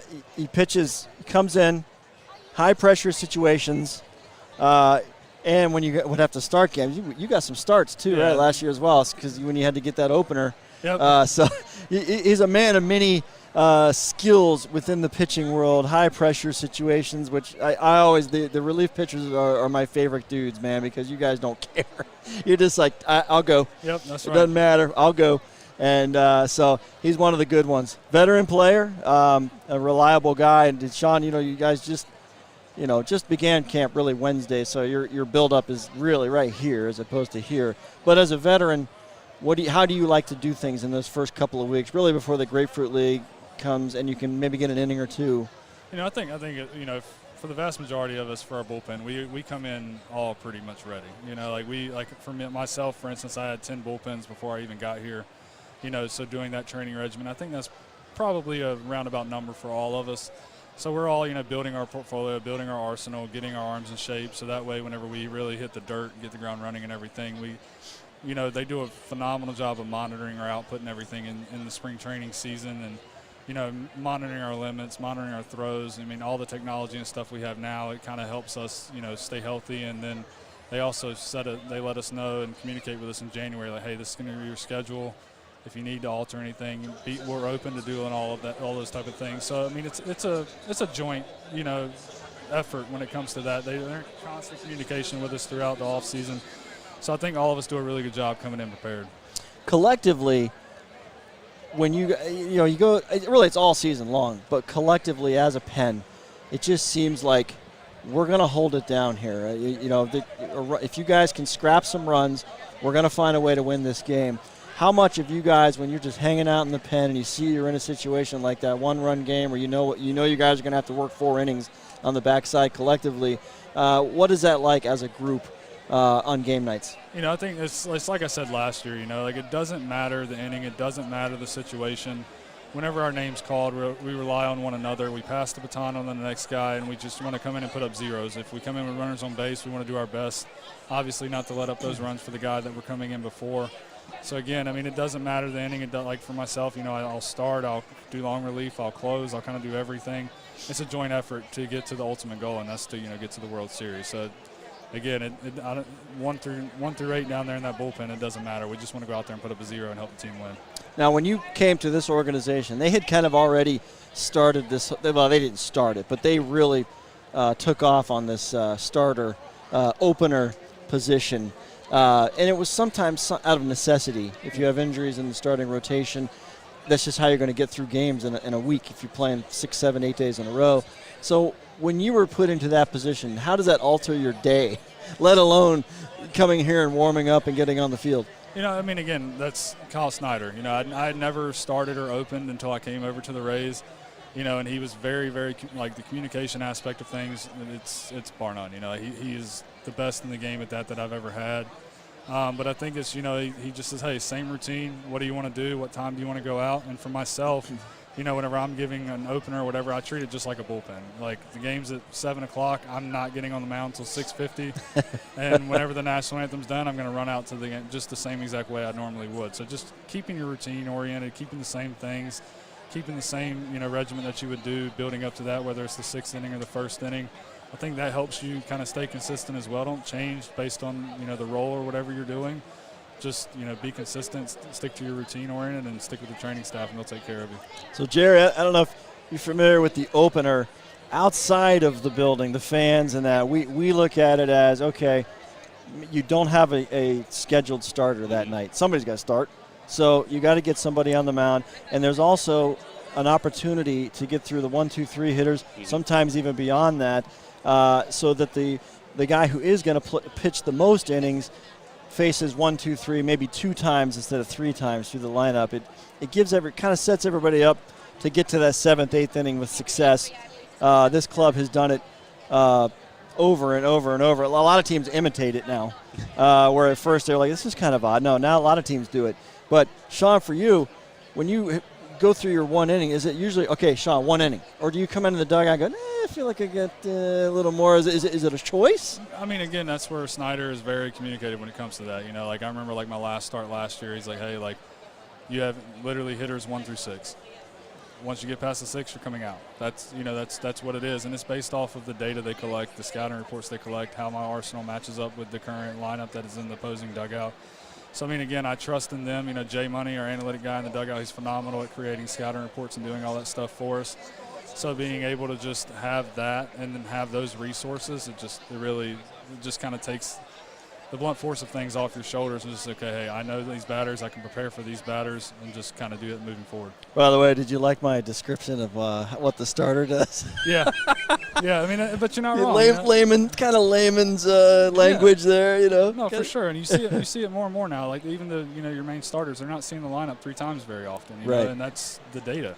You know, when it comes to the batting average from the 1st to the 3rd inning, things change. So I mean, again, a lot of people try and mimic the Rays pitching philosophy, and it's really hard to do. And they've done a really good job of it for years to coming now. So I mean, you can't really question it. If it ain't broke, don't fix it. All right, you've talked a little bit about your workouts, how you like to build up going into camp, and now we're less than a week in. As far as the staff itself, the rotation has changed a little bit. You got a couple of injuries getting ready to come back here in a few months. Some new guys in the pen as well. Phil Maton comes over. We had a nice conversation with him. He is pumped to be here. And he had a good run with the Astros, so he is pumped to be here. So how cool is this collectively really in the pen for you guys? Again, I mean, the Rays do a really good job of bringing in guys that mesh with our philosophy, mesh with our team chemistry. I've got a chance to hang out with Phil this offseason. He's in my throwing group and everything. Great guy. I mean, again, the numbers speak for themselves, what he did with Houston. He's won a World Series. He's been magnificent in the playoffs, and it's going to be a pleasure to have that piece to this bullpen. We lost some pieces, but, last year we experienced adversity too, but I think we did a really good job collectively coming together as one and, overpassing the adversity. I mean, it's part of the game, man. It's 162 games. It's a long year. So, again, we just try and rely on one another, pick up each other, and just go about our business to try and get the W that day. Beautiful. Sean, thanks for your time, brother. Sean, thank you. Much Absolutely. Appreciated. Thank you, guys. Best of luck. All the best in camp and in the season as well. We'll see you. Yes, sir. Thank you so much. Dan, and we're going to have Richie Palacios. Really? Richie Palacios, one of the great outfielders that this team has. Wow. You got to bring Val in here. We'll bring Val. I want Val to talk to him. Uh-huh. Richie, how you doing, man? Good to see you. I'm Dan. Nice to meet you. That's you right there, my friend.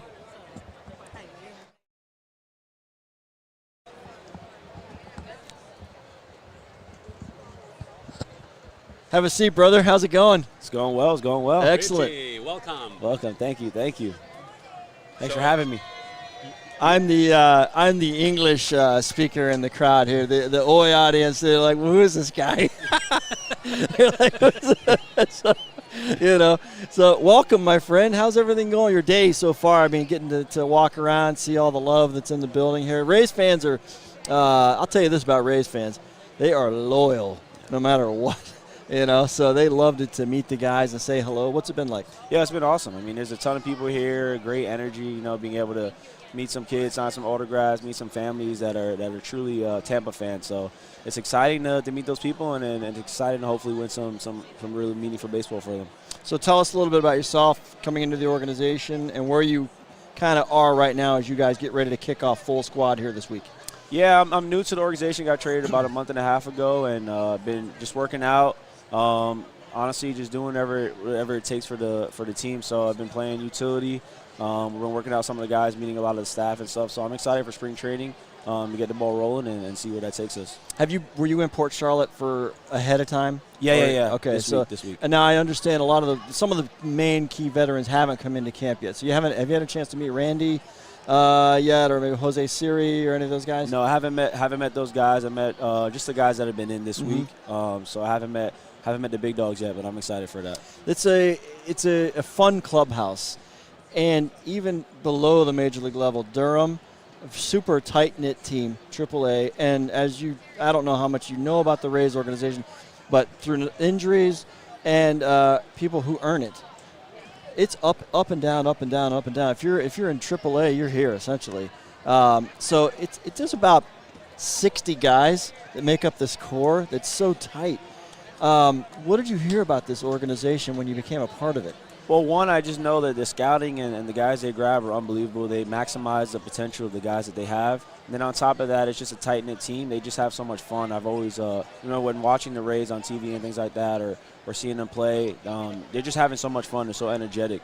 And then talking to Shane McClanahan, he said the guys are just so well-knit. They do a lot of things together. So it makes sense why the team has been good and why we will be good. Kevin Cash, the manager, I think his philosophy is to be yourself. He's not a big speech guy. Doesn't do that. He's this kind of guy who says you're not going to be your best self until you are yourself. So how do you hear that? What does that mean to you, I guess? I mean, that means a lot. I mean, like I said, growing up in New York City, we just play the game with so much energy, so much good vibes and things like that. So when I feel like I play like myself, I play at my best. And able to maximize my potential. So what Cash said, it fits aligns perfect with the way that I play. And it is a game, so we got to go out there and enjoy it. There's going to be losses, there's going to be wins, but as long as there's more wins than losses and we're enjoying it, we'll be good. I always think of Randy when he says that, because you got some guys, it's whatever's in your nature. You hit a home run, you celebrate, yeah, but some guys you want to, it's about respect, whatever you want to call it. Just get back to the dugout, high five, and then you got Randy. So, I mean, I love it. The fans love it. It's created a little bit of an aura here when he comes to play. People are going, "Oh, here comes Randy! Here comes Randy!" So, what are you like on the field? What's your personality out here when you make a big play? It's got to be nice. Yeah, definitely. I mean, baseball's a hard game, and when you do hit your home run, you do make some big moments. It's okay to enjoy it. Obviously, you don't want to show up the other team, never that. But I'm just gonna be energetic. You're gonna see me screaming and shouting and in the dugout, riling the guys up. That's how I play, and that's who I am. So I'm just excited to be a part of a new club, a winning club, and we're gonna do it. So Richie, my mic is down. I can't take him anywhere. Anyway, Richie, your last name Palacios. Is where is that Palacios? That's Hispanic heritage coming from. Yes. So my father's parents were born in Puerto Rico, and they ended up moving here. So I have Puerto Rican on that side, and then my mom's side is from Curacao. So it's pretty much two islands that create a lot of baseball players. So it's in the blood for me. So Boricua at heart. Yeah, Boricua. And from Curacao too. Large population of Puerto Ricans in New York, of course, and a large Puerto Rican fan base here in the Tampa Bay. What's the message for that Puerto Rican hardcore base that the Rays have? Yeah, I mean, I met a ton of Puerto Rican and a ton of Hispanics here, so I feel at home. I feel like I'm in New York again.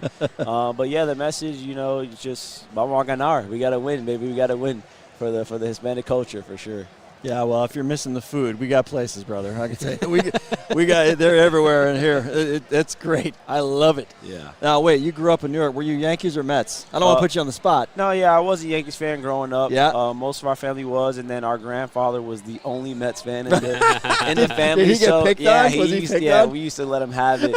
And when we were really young, he would try and put the Mets hat on me and take pictures. Your dad's like, no. And my parents, my brother were like, take that thing off. But it'd be cool to no longer obviously a Yankees fan. Be cool to play against. Absolutely. Them, and how many tickets would you have to get in Yankee Stadium? How many tickets? People out of the woodwork would be hitting you up. Richie, what's up? Yeah, I need 4. I'm not saying for sure, but my phone might be broken that weekend. I don't know. That's hilarious. I love when guys go to their hometowns. I love it. There used to be a pitcher here, James Shields, a really good pitcher. On some great Rays teams, and when they would play in Anaheim, this poor guy, he would have like a section, and he would tell you, he'd go, Again, I haven't talked to this guy in a year. He's like hitting me once 4. Wants 4, right? Not even 2. He wants 4. It's the people that you don't even talk to that much that want the most tickets. Like, can I get 6? It's like, I haven't talked to you in 6 years. I'll tell you what. I'll get you 4 if you buy my jersey and wear that. You got it, brother. I'll help you out. Can I get the whole tour? That's exactly. No, I think it's fun when guys go. All sports, college, pro. When you get to go to your hometown, it's nothing like it, man. Nothing like. Did you get to go to Yankees games? Yeah, we grew up going to Yankees games. Sometimes our dad would even take us out of school a little bit early. To hit the day games. This guy knows it. My dad's a goat for that. Shout out to my pops.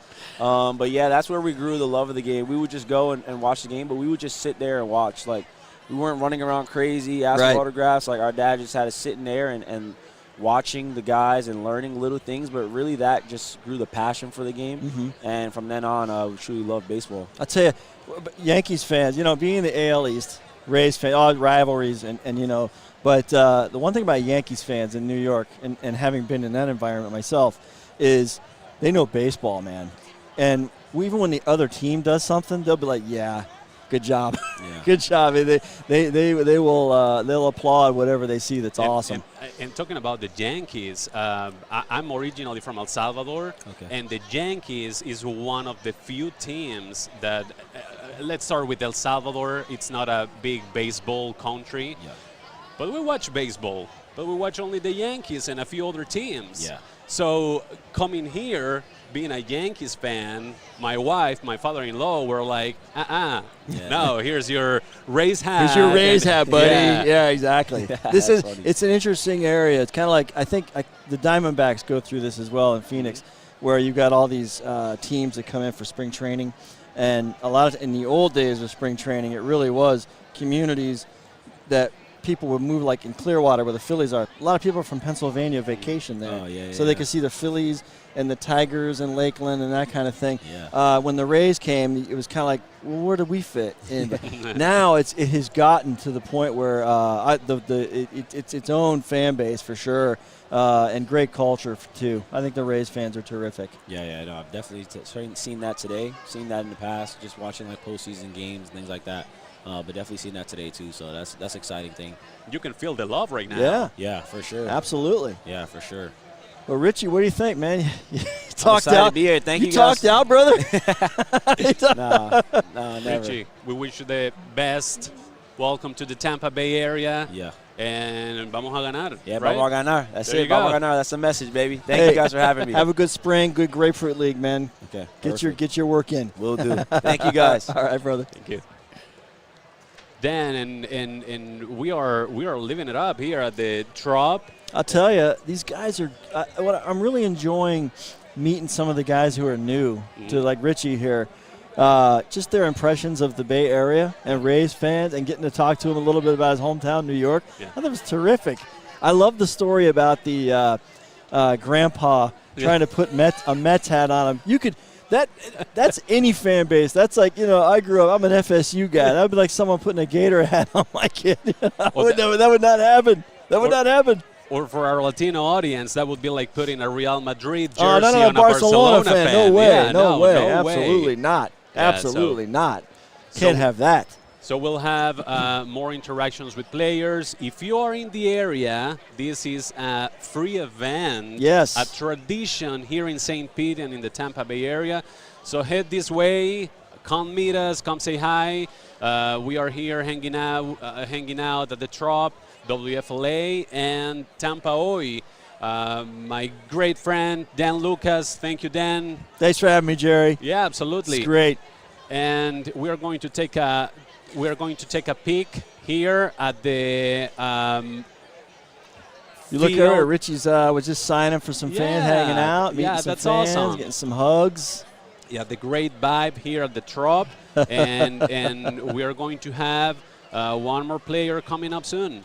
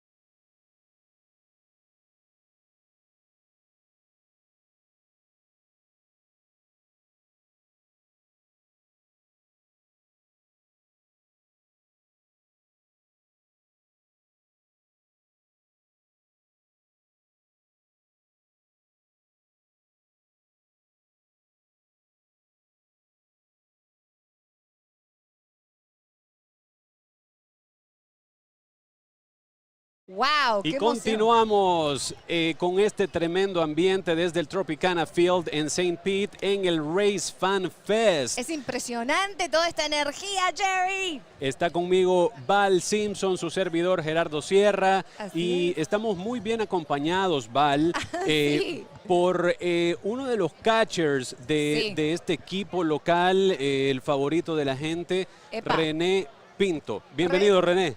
Bueno, muchas gracias. Primeramente le damos las gracias a Dios, ¿verdad?, por esta oportunidad y Sí, por supuesto. gracias a ustedes por esta entrevista.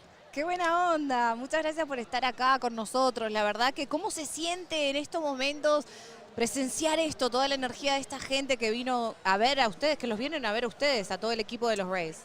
Mira, de verdad, muy gratificante se siente, ¿no? Sí. Saber de toda esta gente que nos apoya, Sí. ¿verdad? También que nos apoya de sus casas, vienen de distintos lados, Ajá. ¿verdad?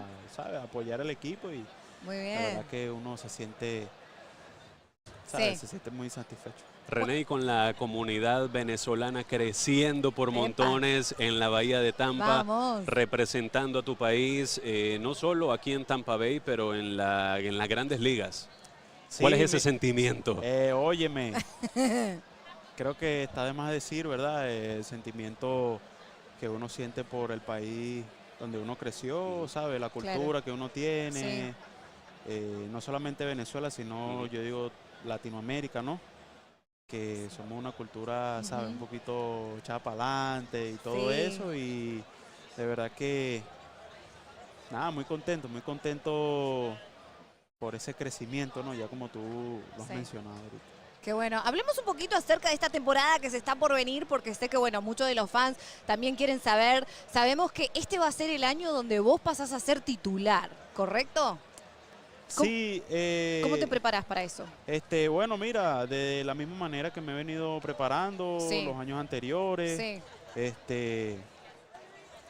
Nada, mira, dar el 100% Ajá. y que se haga la voluntad de Dios. Y una de las cosas que queremos saber es, siendo ahora que vas a pasar a ser el principal, el titular en tu posición, ¿se ha hablado o ya se han determinado quién va a ser tu backup? ¿El plan B, digamos? Mira, Sí. la verdad no sé. Todavía no se sabe, es sorpresa. Mira, la verdad no sé, Hay que- y confiamos mucho también en los muchachos Sí. que están aquí conmigo, ¿no? Ujú. Los demás catchers también que... Sí. ¿Vos tenés una Tenemos- preferencia por alguno que quizás pienses que podría llegar a Mira, ser? no, yo pienso que la decisión que tome el equipo, yo creo que será la mejor para ayudarnos, ¿no?, en la temporada. Sí.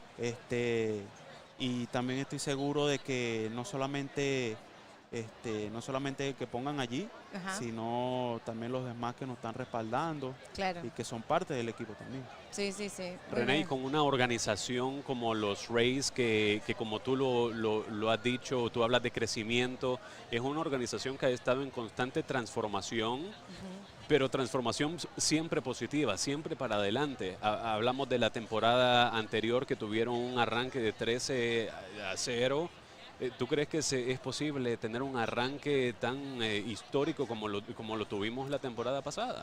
Mira, claro que es posible, claro que es posible. Yo pienso que si trabajamos duro, ¿verdad?, nos preparamos, yo pienso que sí podemos hacerlo, ¿verdad? Si nos ponemos primeramente a Dios y ponemos, tú sabes, la dedicación, damos el 100%, yo pienso que sí podemos hacerlo, todas esas metas que nos pongamos pues en la temporada. ¿Cómo es ese ambiente tras bambalinas? Eso que tal vez muchos de nosotros no tenemos la oportunidad de ver, esa alegría, esas bromas, quiénes son los más bromistas ahí detrás en los camerinos. Queremos el chisme, queremos el chisme. No, mira. Ya sabes cómo somos aquí los latinos, ¿eh? No, mira, los muchachos de verdad que tanto yo como no solamente los latinos, yo pienso que este es un buen grupo, ¿verdad? Sí. Estamos muy unidos, los peloteros americanos, los latinos, ¿verdad? Nos conocemos, tenemos ya tiempo jugando, Sí. ¿sabes? Alrededor, los Ujú. coaches también. Yo digo que, oye, este año promete. Epa, me gusta eso, Se siente Jerry. como que es el año en el que grandes cosas van a pasar para esta organización. Sí, claro que sí, claro que sí. Definitivamente 2024. René, hoy es sábado, mañana me imagino que van a descansar.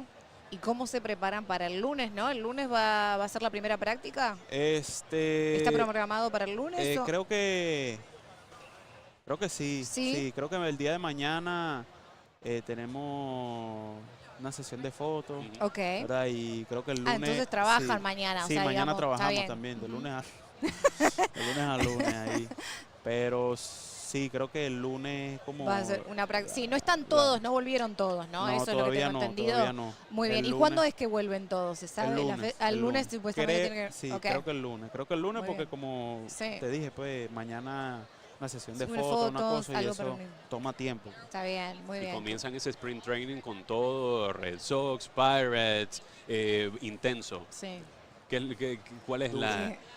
Tu cara. Hay que darle. Sí, por supuesto, por supuesto. Eso no se siente como que si es sprint training, eso ya es como parte de la misma temporada regular. Lo único que no se cuentan esos marcadores. Claro.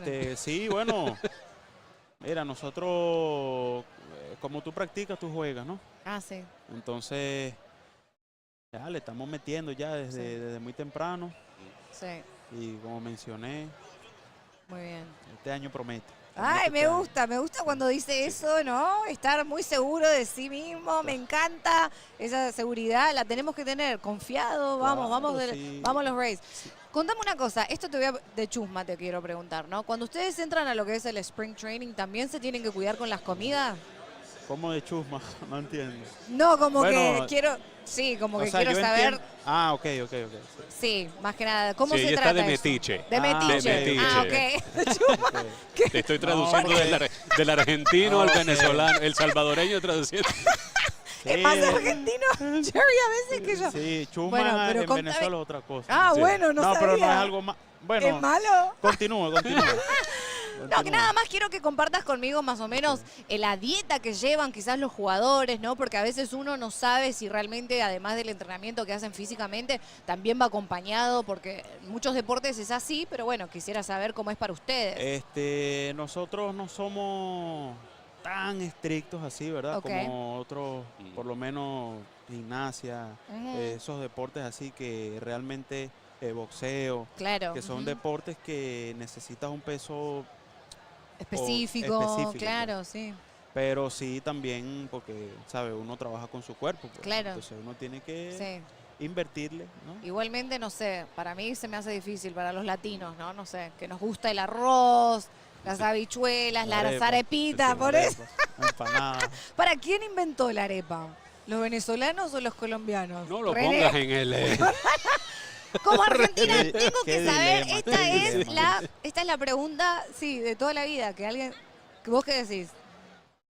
No, de Venezuela. Claro que sí. No, Venezuela. ¿Quién la hace más rica? Venezuela, mi mamá.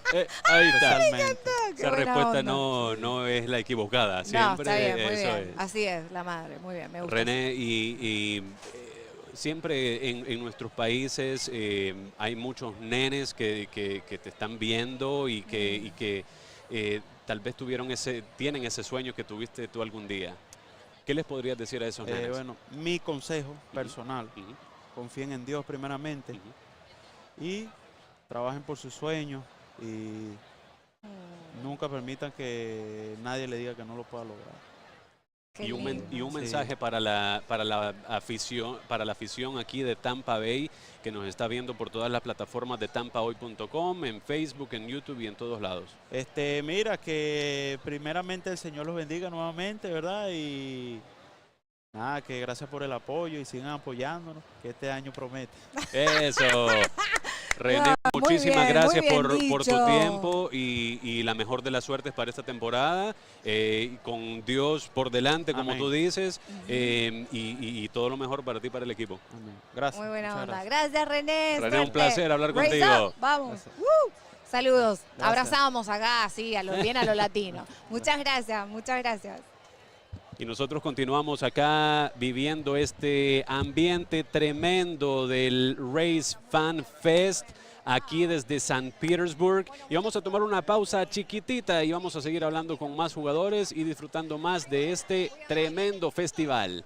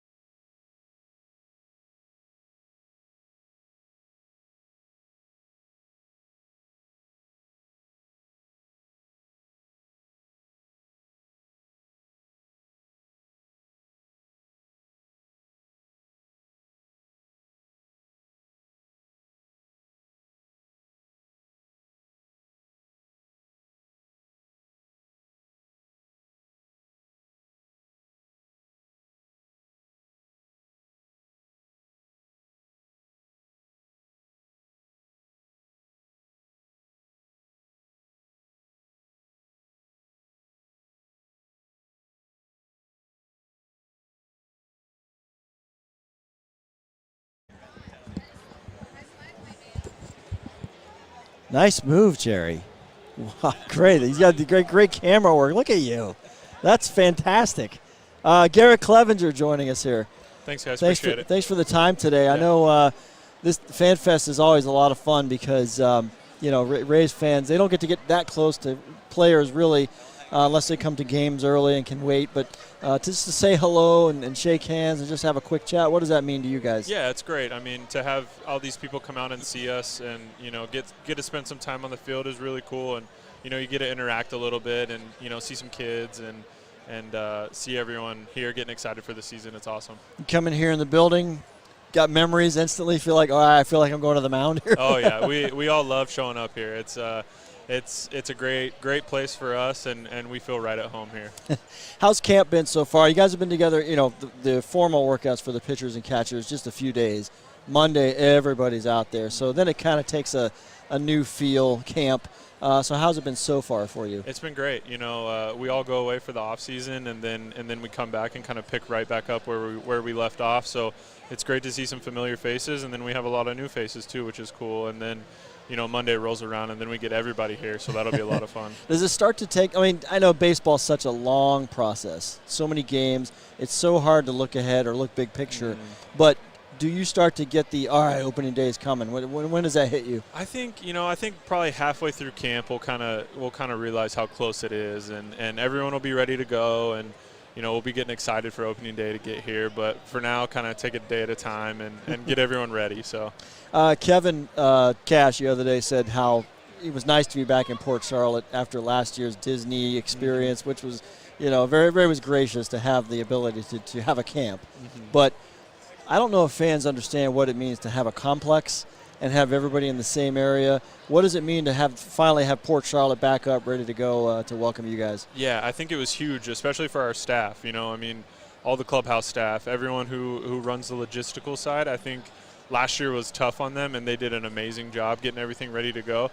But I think being able to go back to Port Charlotte was a big sigh of relief for them, and it made things run a little bit smoother, and camp's running great as always. So fans are curious about the pitchers, really top to bottom, rotation, pen. And I think that's because there were trades in the offseason that brought in guys that they're trying to learn the names, like Pepio, Uwasawa coming into camp. They've got Eflin, Savali, the guys that yourself. We talked to Sean earlier a short while ago. Then you got Phil Maton comes in. I think fans are like, well, this sounds like it's going to be pretty good. Yeah. What do you think as your first impressions? Yeah, I think our group of pitchers is unbelievable, and a lot of great people in that group, but also a lot of really, really good pitchers. And everyone's here for a reason. All those guys have really good stuff, and it's a lot of new faces, but I think it's a lot of people that this community and fan base are really going to rally around. You yourself, I know you were put in some high-pressure situations last year. Where are you now coming into the next season, having been through that? And I guess, until you get some guys back from injuries, I'm talking about pitchers later this summer, Rasmussen coming back a little bit later, how much of a pressure is going to be on everyone collectively to eat up innings and get to where it can feel normal again? Yeah, I think getting through those pressure situations is a great learning experience, and it kind of sets you up for the future that you've been here, done that, so you can kind of just go about your business, and it's just another day at the office. But as far as getting Drew and Jeffrey back, that'll be huge for us. But I also think the group that we have right now, I think we'll be in a good spot for the majority of the season, and then once those guys get healthy, it'll be a big lift when they finally get back, and we look forward to that. What was your favorite at-bat or facing a hitter last season? I didn't look to see how many times you came around in the AL East, but because it's just a who's who, especially on the road when you're in the Hornets' nest of Toronto or Yankee Stadium, which speaks for itself. Yeah. Baltimore's lineup was 1 through 9 was ridiculous. Do you have a favorite challenging matchup, maybe a high pitch count where you got the upper hand?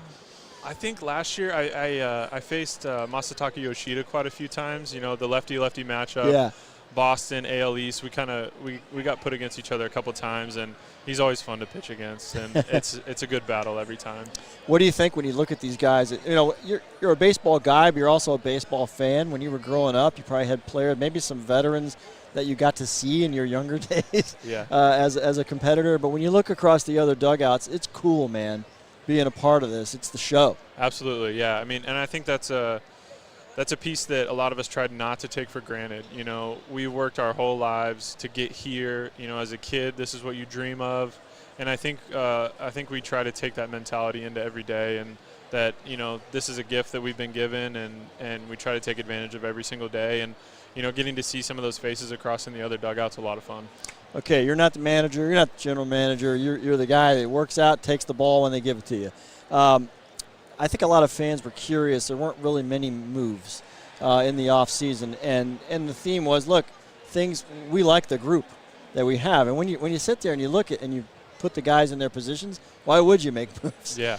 What do you think about this club, top to bottom, collectively, as you get ready for camp here? Yeah, I think it's such an amazing group. You know, I have a soft spot for this organization, and especially this core group of guys that have been here the last, you know, 3 or 4 years.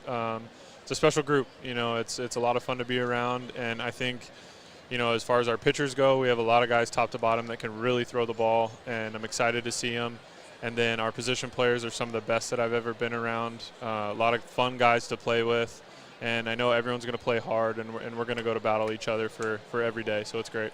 Now, we had Richie Palacios here a short while ago, kid from New York, families from Puerto Rico, and Jerry and I were here letting him know that, don't worry, dude, you're going to find all the food you love here. Yeah.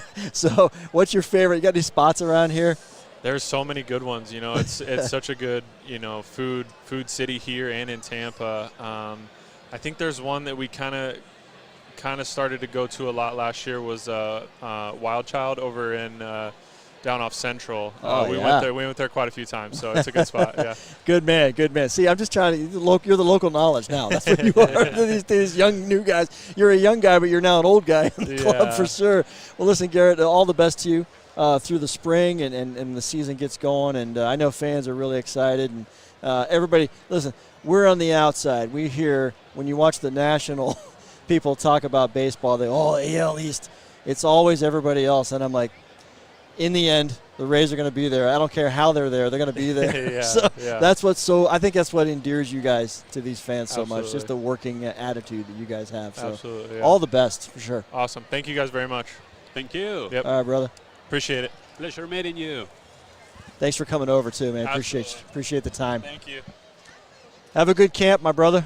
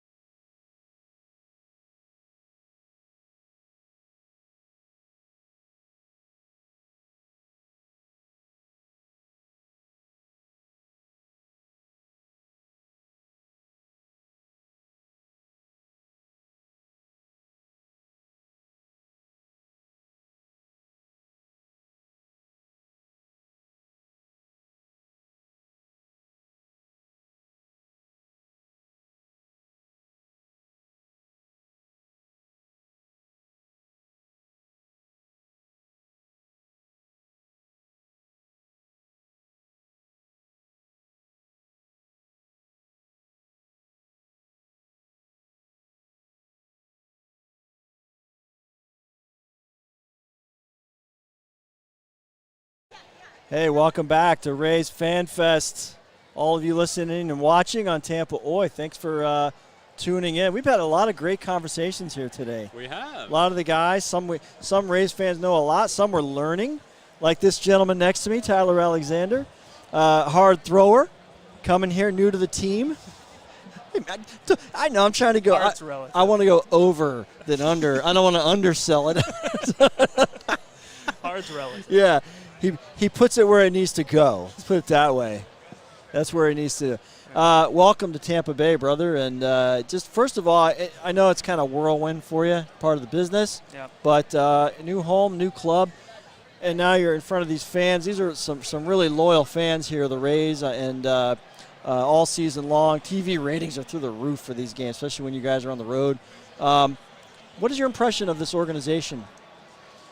Well, my first impression is what I've heard, right? And I spent the last 9 years with one organization, and when you think about the Rays, you think pitching, I guess, right? I mean, you've heard about the development and the guys that come over to the Rays and have career years, and the job that Kyle Schneider does, and and then I meet them, and I meet the players, it's a lot of new faces, a lot of new names.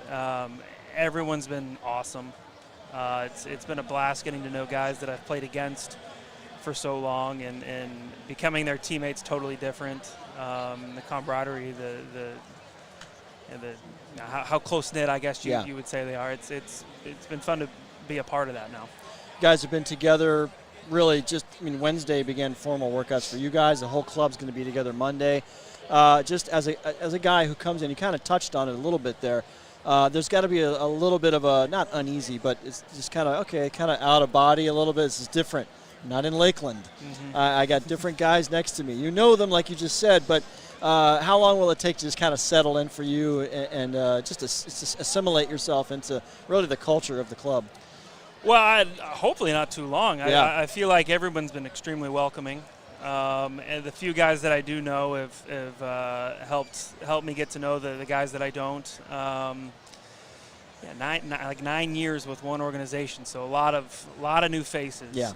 And I'm horrible with names, so it takes nicknames help. You guys need the hello, my name is. Just go with it. The back of the jerseys help. Names on the lockers, that helps. Nicknames help too. It's really been exciting. To come here under these circumstances, this club sought you out. So what does that do to your mentality or mental set, I guess? There's expectations, and they're asking you to play an important role. How does that make you feel, and how does that impact you as getting ready for the season? It doesn't impact me getting ready for the season at all. I mean, I try to get ready for the season in every possible way I can. I haven't really had a specific role with the Tigers, and then talking with Kyle and Cash here, it's probably going to be about the same thing. Right. Just kind of be ready for anything. Yeah. Which I enjoy that aspect because it keeps me on my toes. I don't think it's as random though as we on the outside think. Because the Rays, for a long while now, they've gone with this opener. Mm-hmm. He'll use the pen in different situations. A lot of times it's analytic that we don't know. Yeah. But it works. But at the same time, it's completely deliberate and calculated. I think they do know exactly where they want you. Well, it's crazy how in depth everything is, right? And even how I don't understand things. But I've gotten calls the night before a game. It's been like 10 o'clock at night. Hey, can you start tomorrow? Wow. I've been told the morning of, can you start today? They do that here. Yeah. Well, not here. No, I don't know how it's going to work here. That's, no, I mean, they use, well, okay, you'll know in advance, but they open a lot, especially and when it's through necessity. Guys are playing, if you have a 10-day stretch, I'll guarantee there's an opener in there somewhere in that 10 days. That could impact you a couple days out. You may know, what, Wednesday when we go to Kansas City, I'm on the mound first. Mm-hmm. So does that change anything from as opposed to the Tigers' role? No. I mean, I had spot starts here and there, stuff like that. The Rays have actually been fortunate the past couple of years to have 5 elite starters. Right. That eat innings. So that sort of negates the opening role. Yeah. That'll put me in. They call it like a bulk innings guy. Yes. So whenever I go into pitch, it'll be multiple or whatever, which is what I'm used to. I was a starter for the majority of my minor league career, a little bit back and forth in the big league. So it's just exciting. I enjoy the not knowing when I'm going to pitch aspect of it. Like, I've never been a set 8th inning guy or a 7th or closer or whatever. I've been in the game in the 2nd inning. I've been in the 9th inning. You always got to be ready. You always got to be mentally locked in, which helps the season sort of go along. Yeah. Is just be dialed into everything. We just spoke a short while ago with Phil Maton, who came over new from Houston. He knows there's a lot on him as well. He can't wait. He's pumped. You guys kind of like the newcomers to the team. Where do you guys see yourselves in this collective group that knows each other so well? I mean, I think they're excited you guys are here to supplement. To me, that especially when you go through the Rays bullpen throughout the season, it almost feels. I'll say this: I don't put pressure. It almost feels like when the pen starts, it's lockdown, and now it's just a matter of them scratching some runs. They win a lot more games that way. This is important for you guys to come together. How does it feel? That's great. The group of guys are awesome. Phil actually played with Phil's little brother in Detroit. Oh, really? For a year, yeah. I wish I knew that ahead of time. Yeah. So I don't know Phil personally, but I know the family. Right. So I have that at least. Yeah, I mean, getting to know the new guys. I know Pepe out. He came over from the Dodgers. I've known him for a little bit. Poche and I actually played together when we were 9 years old. Oh, cool. 9 years old? Yeah. Yeah, if you get around to Massey. What little league was this?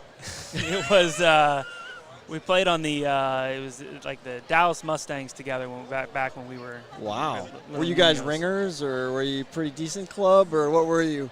We were good. We were good. All right. You like roll in off like a coach bus and just pound No. We were too young for that. Okay. Okay, good. Our parents dropped us off. Parents dropped you off. McDonald's bags in the dugout. Yeah, I know this well. Give me a favorite at-bat. Now, you've gone a long time. You probably have several of them. But give me one fun situation that you found yourself in. Maybe it was a high pitch count because it was foul balls, then you finally got the upper hand, or it was somebody awesome that you were up against. One that stands out to you. I think the year was 21 maybe. But I learned this thing in college. When you're about to make a pitch and the umpire calls time, most pitchers will just like get halfway through their delivery and stop.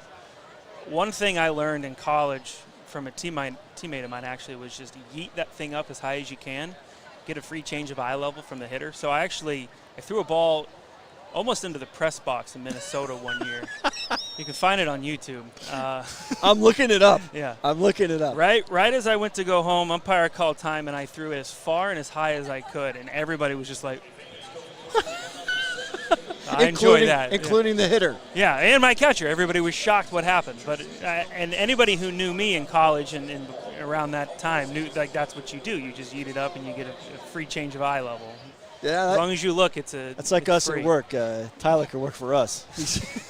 Spill my coffee, it throws everybody off their game a little bit, and I'm right where I want them.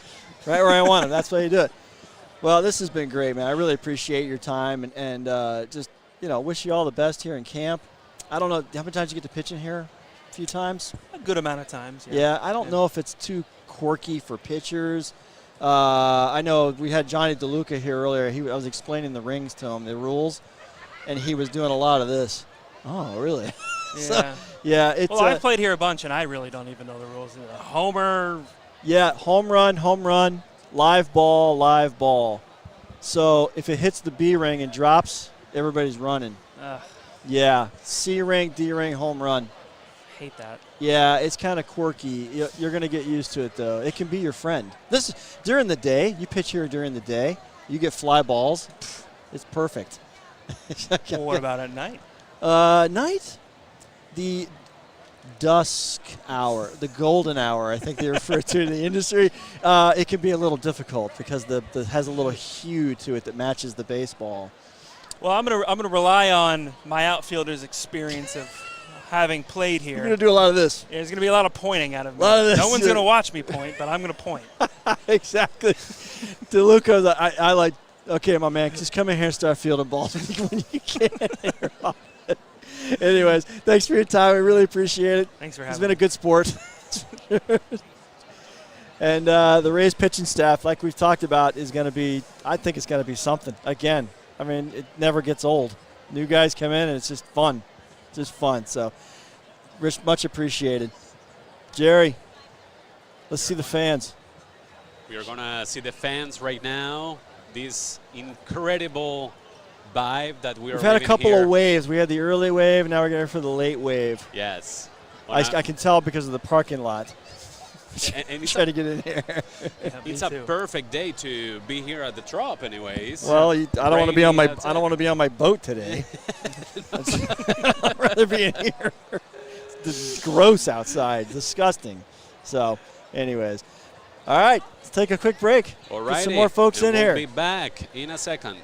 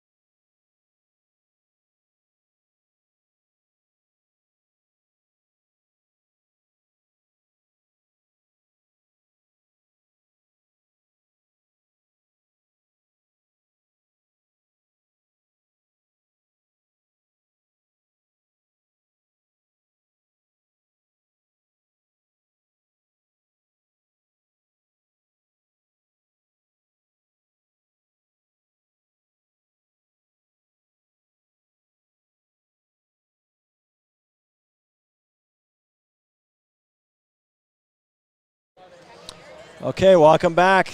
Tropicana Field, Rays Fan Fest here at Tampa Hoy. We're enjoying some great times and great conversations with a lot of great Rays players, pitchers, catchers.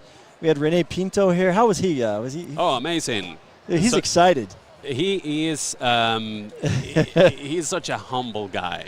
Yes, I would put it that way. An amazing Yes. conversation. I agree. We had a heart-to-heart. Just amazing. Good stuff. Well, I can tell you guys can be throwing to Rene a lot is Aaron Savali, who's joining us. And first of all, thank you. Yeah, I appreciate it. I guess since we were talking about Rene, how that dynamic, I know they got to get the backup solidified, but it sounds to me like he's going to be out there quite a bit this year. So what kind of a connection do you guys have, or in the little times you were able to work together last year? Sure. Yeah. Obviously, the pitcher-catcher relationship is tremendously important, and had 2 months of it last year. Going to continue to develop that throughout spring training and just keep getting to know each other and keep getting on the same page. What'd you see in him? They seem to really, I mean, obviously they're putting expectations on him, but what did you see in him? Yeah, he works really hard. He cares about everything he does, and at the end of the day, whether it's coaching, playing, whatever it is, the guys that care the most are the ones that you want to work with, the ones that you want to root for. Right. He works really hard, and it's awesome to see. Good. You come here, it was, it's unusual circumstances, how you all of a sudden you're like, boom, you're up and at a different club. So how long did it take you to adjust and really start to feel comfortable? Because you came in right away and you were, I mean, it was like boom, boom, boom. You were contributing right away. Yeah. I think it just kind of let it be what it is during the season and tried to settle in the off season. But anytime something like that happens, especially when it's a little bit unexpected, it's always it's an interesting process. But everyone here made it super easy to just jump right in. Whether players, staff, they were all great with everything. So just happy to be here and happy to have a full spring to continue to get to know everybody and just continue to grow. You come in, you kind of hit the nail on the head there to make you feel welcome. At the same time, you're traveling down here. You're like, well, they want me. So that's got to be some type of good feeling, I would have to imagine, to at least come in here knowing that these guys want me here. Yeah, no doubt. And it's a team that at the time they were trying to stay up there at the top of the AL East and take on the Orioles. They were asking you to play a big part of that. No doubt. It's obviously a huge honor. Coming from one organization that's known really well for pitching to another that's same type of mentality. Snyder's been awesome. The whole department in there. There's so many guys that are behind it, but it's just been a great opportunity so far, and continuing to work with them, I'm excited to see what we'll be able to do this year. Now, by unfortunate injuries, by default, really, you come into camp as one of the old guys automatically. So you got Zach, you got yourself. I know Taj, still a really young, I don't call him a prospect anymore because he put in almost a full season. And then you got guys that arrived through trades that fans are already kind of learning the names. Pepio, Usawa. You've got some names coming in that you might, I think the five fills out nicely during the spring. What is your outlook on that? Yeah, I think it's a room that's full of competitors, and it's a lot of guys that on paper maybe you might not look twice at. Right. There certainly are. There is a lot of that here. Unfortunately, some of them are dealing with some injuries, and when they come back, they're going to be just as electric, if not more electric. But what we got going on is a bunch of guys that are compete really well, and we're going to have a little fun, friendly competition between the group that is pitching currently, and just going to continue to grow and learn from each other, and it's just go out there and compete. When you first got here, were there any guys, I'm talking field players, that you had faced that you were like, I'm kind of glad you're on my side now? None that I had faced. I had never pitched against the Rays. Yeah, you had no pitching against the Rays? I had not. Wow. And we only play them, I think, I only had played them in low A. Right. Maybe once in triple A. I don't really remember. But I had played with Harold in Cleveland, and I knew who Yandy was from his time in Cleveland. I met him pretty early on. But just from the outside looking in, you saw what the Rays did at the beginning of last season and what they're capable of doing offensively. It's very impressive. Yeah, it's something else to see. I was talking to a young guy, Richie Palacios here. He's a young man who, I told him, Kevin Cash, one of the things that people gravitate to him, he's not a big speech guy, and he's also a guy who just asks you to be yourself at all times. Don't try to be something you're not.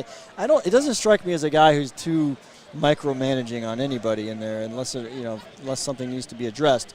But with that approach, is it kind of just up to you and Kyle and the other guys in the rotation just to do your thing and not have to worry about having to impress or push or press? Sure. I think there's a lot of trust within the players themselves that take care of things properly.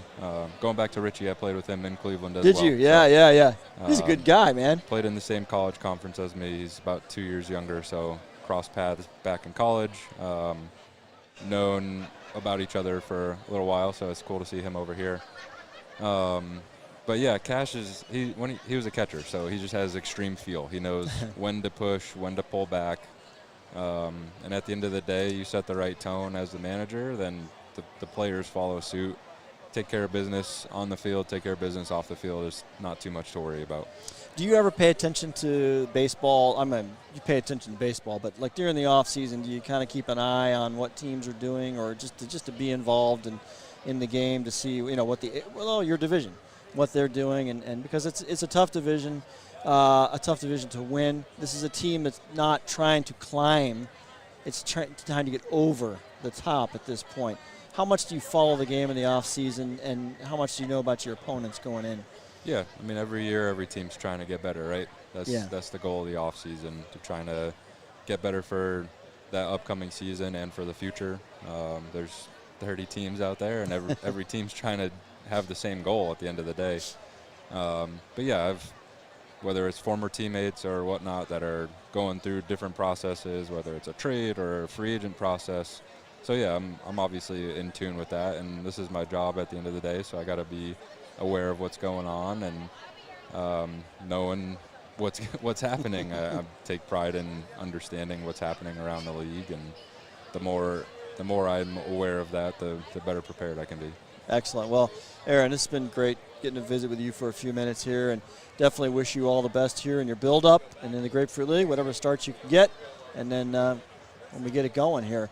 This is fun. Jerry, Aaron's one of the good guys, came in here under tough circumstances. I think anytime you're at deadline-ish in that area, in that realm, it's tough to do because where's all your stuff? Is it here now, or did you finally move all your stuff down here?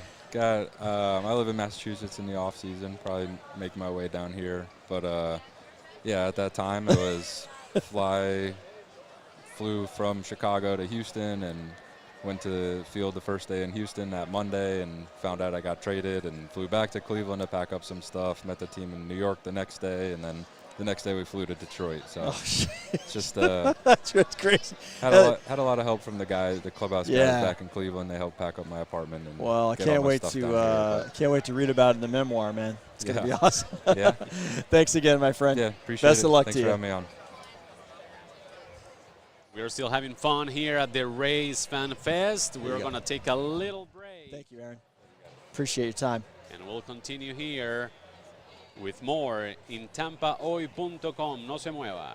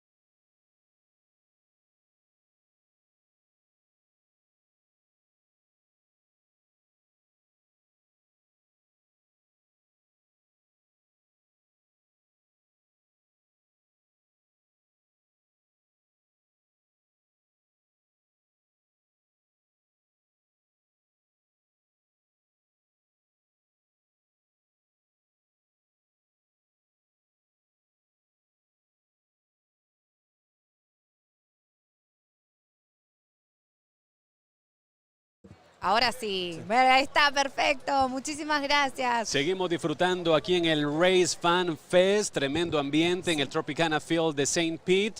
Y estamos junto a Val Simpson, su servidor Gerardo Sierra. ¿Qué tal, qué tal? Y tenemos a Una estrella, Randy che. Arozarena. Randy, bienvenido. Gracias, Mucho gracias. gusto. Placer tenerte acá con nuestro público de tampahoy.com. Sí. Randy, una temporada muy importante para los Rays, después de tener una excelente arranque el año pasado. ¿Cuál es la expectativa para este año, para comenzar igual o mejor?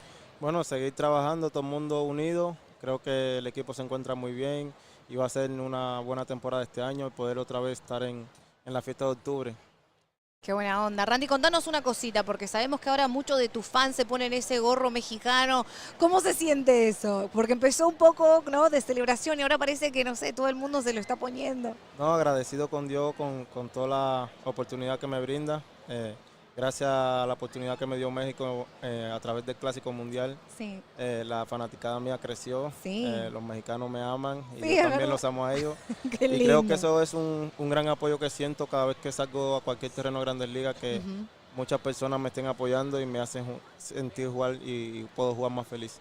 Qué buena onda. Randy, tú tienes no solo a la fanaticada adulta, tienes a un montón de niños que te ven y te admiran y que muchos conocen tu historia. ¿Qué tú les dices a esos niños que están pensando en esos sueños, en seguir echando para adelante, en conseguir algo muy, muy grande? ¿Cuál es el mejor consejo, si tú le puedes decir solo uno a esos niños? Bueno, que nunca se rinden, que confíen en sí mismos, también en Dios, que confíen y que siempre sean muy disciplinados, que le echen muchas ganas, que el camino es difícil, pero cuando tú nunca te rindas siempre vas a lograr lo que te permite.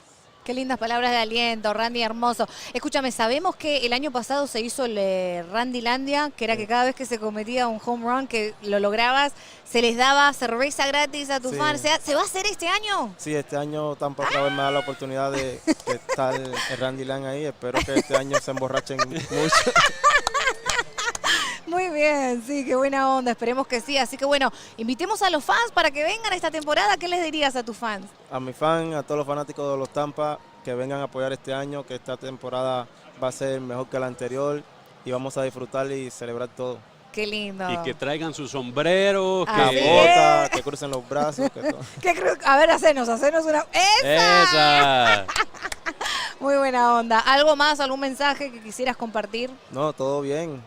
Siempre a todos los fanáticos que siempre vengan aquí, que nos apoyen, que nosotros cada vez que salimos al campo siempre vamos a dar lo mejor de cada uno de nosotros y vamos a tratar de darle un alegrón a la ciudad. Randy, cuando tú no estás en el campo, ¿a dónde tú estás disfrutando? Sabemos que tienes muchos hobbies entre los automóviles, ¡Epa! pero sabemos de tu pasión por el fútbol, soccer. Sí, me encanta el fútbol, fue mi primer deporte que practiqué. ¿Quién es tu jugador favorito? Cristiano Ronaldo. Ah, me Ahí mataste ahí, Randy, No, me es que mataste. es el mejor, es el Con mejor. ese... Vos ya sabes cuál es el mío, así que... Sí, es bueno, pero el mío es mejor. Disculpame que te interrumpí, continúa con eso, entonces contanos. No, todo bien. Siempre me gusta ver mucho fútbol en casa o un día poder quisiera ir a Europa a poder ver en presencia un juego de fútbol. ¿A qué jugadores de fútbol has conocido personalmente? Ah, qué bueno, sí. Que tú has dicho, ¿Personal? wow, sí. A mi hermano. Ah, a tu hermano, ok. Sí. Aquí sí, en claro, casita, en los Rowdies. Sí. No, pero no he conocido así en persona que no me recuerdo así muy bien. Sí. Pero ojalá un día poder conocer a Cristiano Ronaldo. Ah, ojalá, Sí. qué bueno. Increíble, O a ¿no? Messi. O a Messi lo tengo aquí en Miami un día. Más atrás. cerquita. Claro, está más Sí, cerca. sí. Vamos a comer unas empanadas con Messi. Hablando de la comida, ¿qué te gusta comer durante tu entrenamiento? De todo, pero no como marisco. Arroz, carne, pollo, lo que sea. Lo que sea, Cualquier pero cosa marisco menos no. marisco. No, Ok, ¿porque no te gusta o no, porque no me gusta. Ah, ok, bueno, mira vos, No, ok, algo nuevo. Ahora nos enteramos de algo nuevo. Siempre se aprende algo. Muy Así es. bien. Randy, la mejor de las suertes. Sí, Estamos te ya a queremos punto de mucho. comenzar el sprint training, la temporada. La mejor de las suertes para este equipo que está muy compacto desde 2 temporadas quizás, que han venido trabajando y echando para adelante. De verdad, los mejores deseos para Gracias, ustedes. muchas gracias.